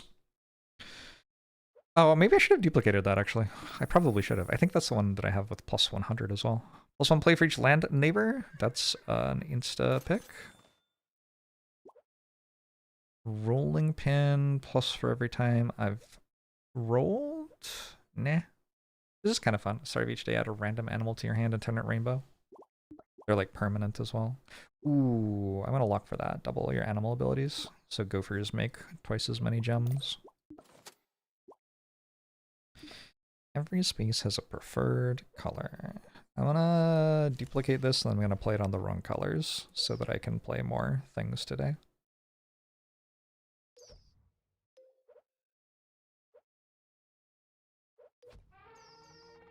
Oh, I won, I think. If you play your entire deck, you're just out of cards. Like, if you have more plays left and don't have enough score yet, you lose. There's a board game Steam sale. They have board games on Steam. Is Frosthaven in it? That's kind of exciting.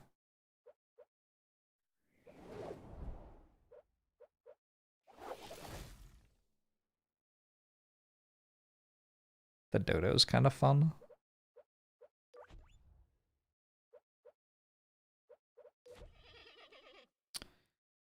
I don't know. It would be kind of cool to find something better than this. Frosthaven is included and 20% off. Maybe I will play Frosthaven. Now I'm inspired. This is a really cool one. You draw me, put a treasure space on the board. When I play there, get a random souvenir. Souvenirs are the relics. I don't think it's good enough here, but it is really fun. Like a little mini quest.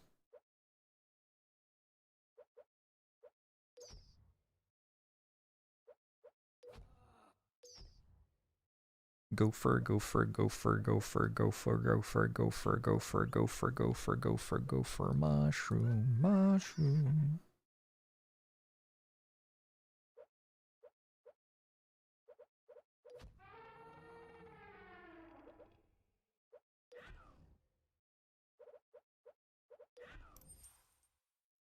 There are more gophers on my deck. Like I'm like close to being dead.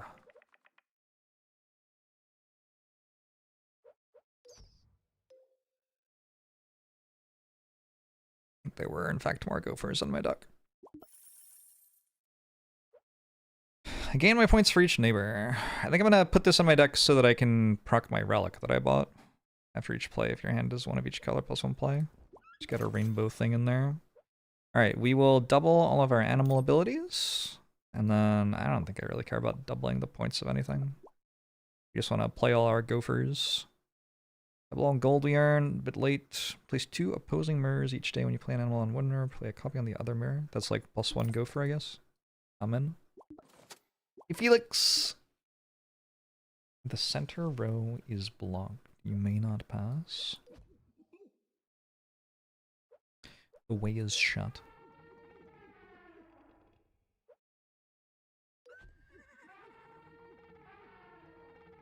Oh yeah, I have double abilities on everything now. That gets very silly with a lot of the things I have. It'd be cool to find a gopher, but if I don't, I don't. I guess. The game seems unsure how much this is scoring. It was enough, though. This is a free demo, if you're curious and want to play. It does have some bugs in it, presumably part of it being a free demo, yeah.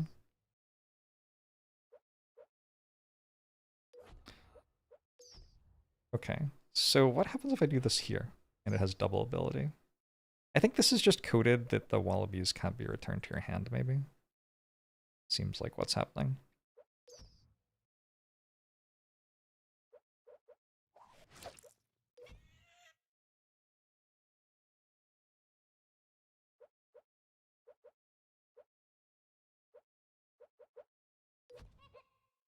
Return that. This, I think, does return 2 gophers and play them again, which is a total of 4 more gems.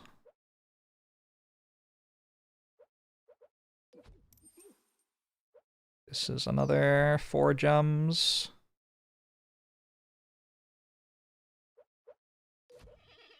What's getting the gems do for me? At the moment, they are giving my land animals plus 630 each. Clearly, at the start of the day, they were giving them more like plus 250 each or something, because, like, yeah. So, they start to scale pretty fast. Each one you get gives 1 more than the previous one. I assume that this wins. Oh, it didn't. Well, this will.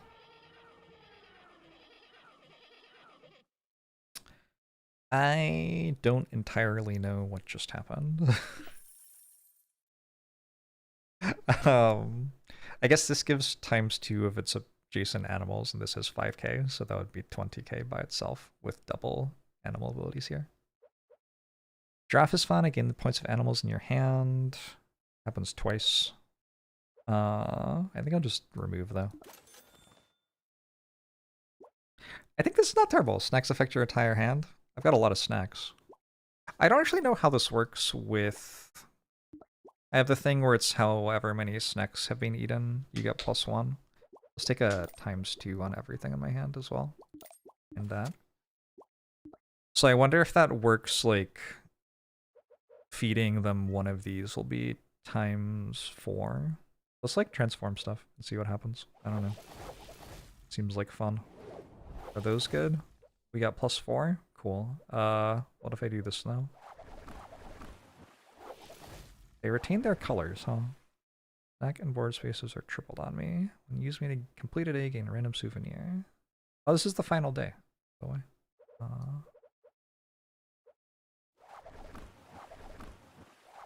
Another otter? Otter's pretty good, surely. Play the highest point animal in your deck next to me, currently guinea pig? Guinea pig is my highest point animal. That seems untrue, just like looking at my animals.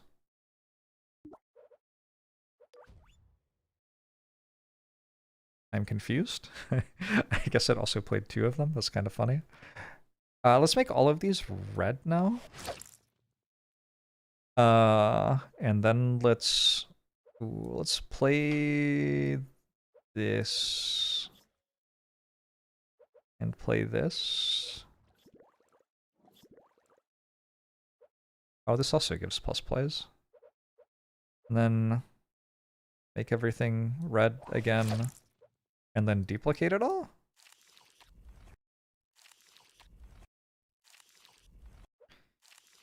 And then I assume I can now play everything in my deck.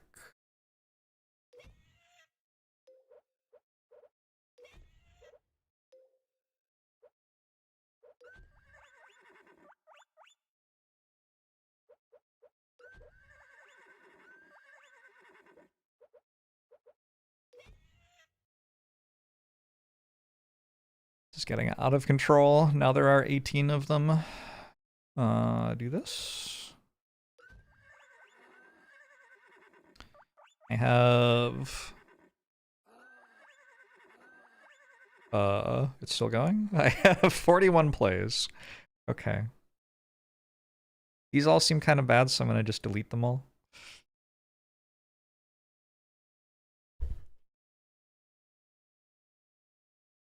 Yes, a Ghost Pepper would delete your whole hand.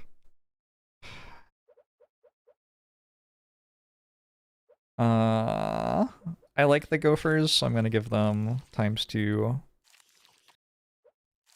And then...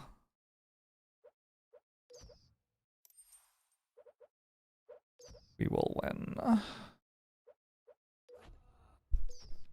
Gopher deck wins. Wait, why didn't that work? It should have turned both of them. No? Guess not. Oh, I'm out of cards! What happened to that mammoth thing that doubled points? I guess I transformed it. Okay, fortunately I have just barely scored more than 27k. I don't know why Lynx did that. I think Lynx's abilities went before it duplicated, yeah? That doesn't seem like how it should have worked. So it like quadrupled its points and then it mirror imaged and then it quadrupled its points again or something like that. Maybe it only tripled. I might have only had 3 different colors in play. No, I have a rainbow animal in play, right? I should have had 4. I think there are 4 total. I think a rainbow animal counts as one of the ones you don't have. So if you only have 2 into rainbow, then you have 3, maybe. Oh, it was fairness fair. All your animals have points equal to your deck's average. That's why guinea pig was the highest thing. So my deck view was lying to me. Maybe guinea pigs are like at the top of the list since they are the first animals in your deck or something like that. Victory! It's called Zuminos, homemade.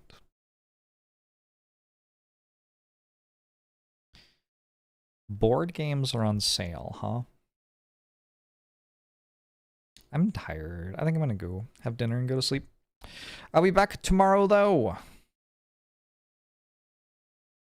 Some more enjoyable Slater Spider and all that.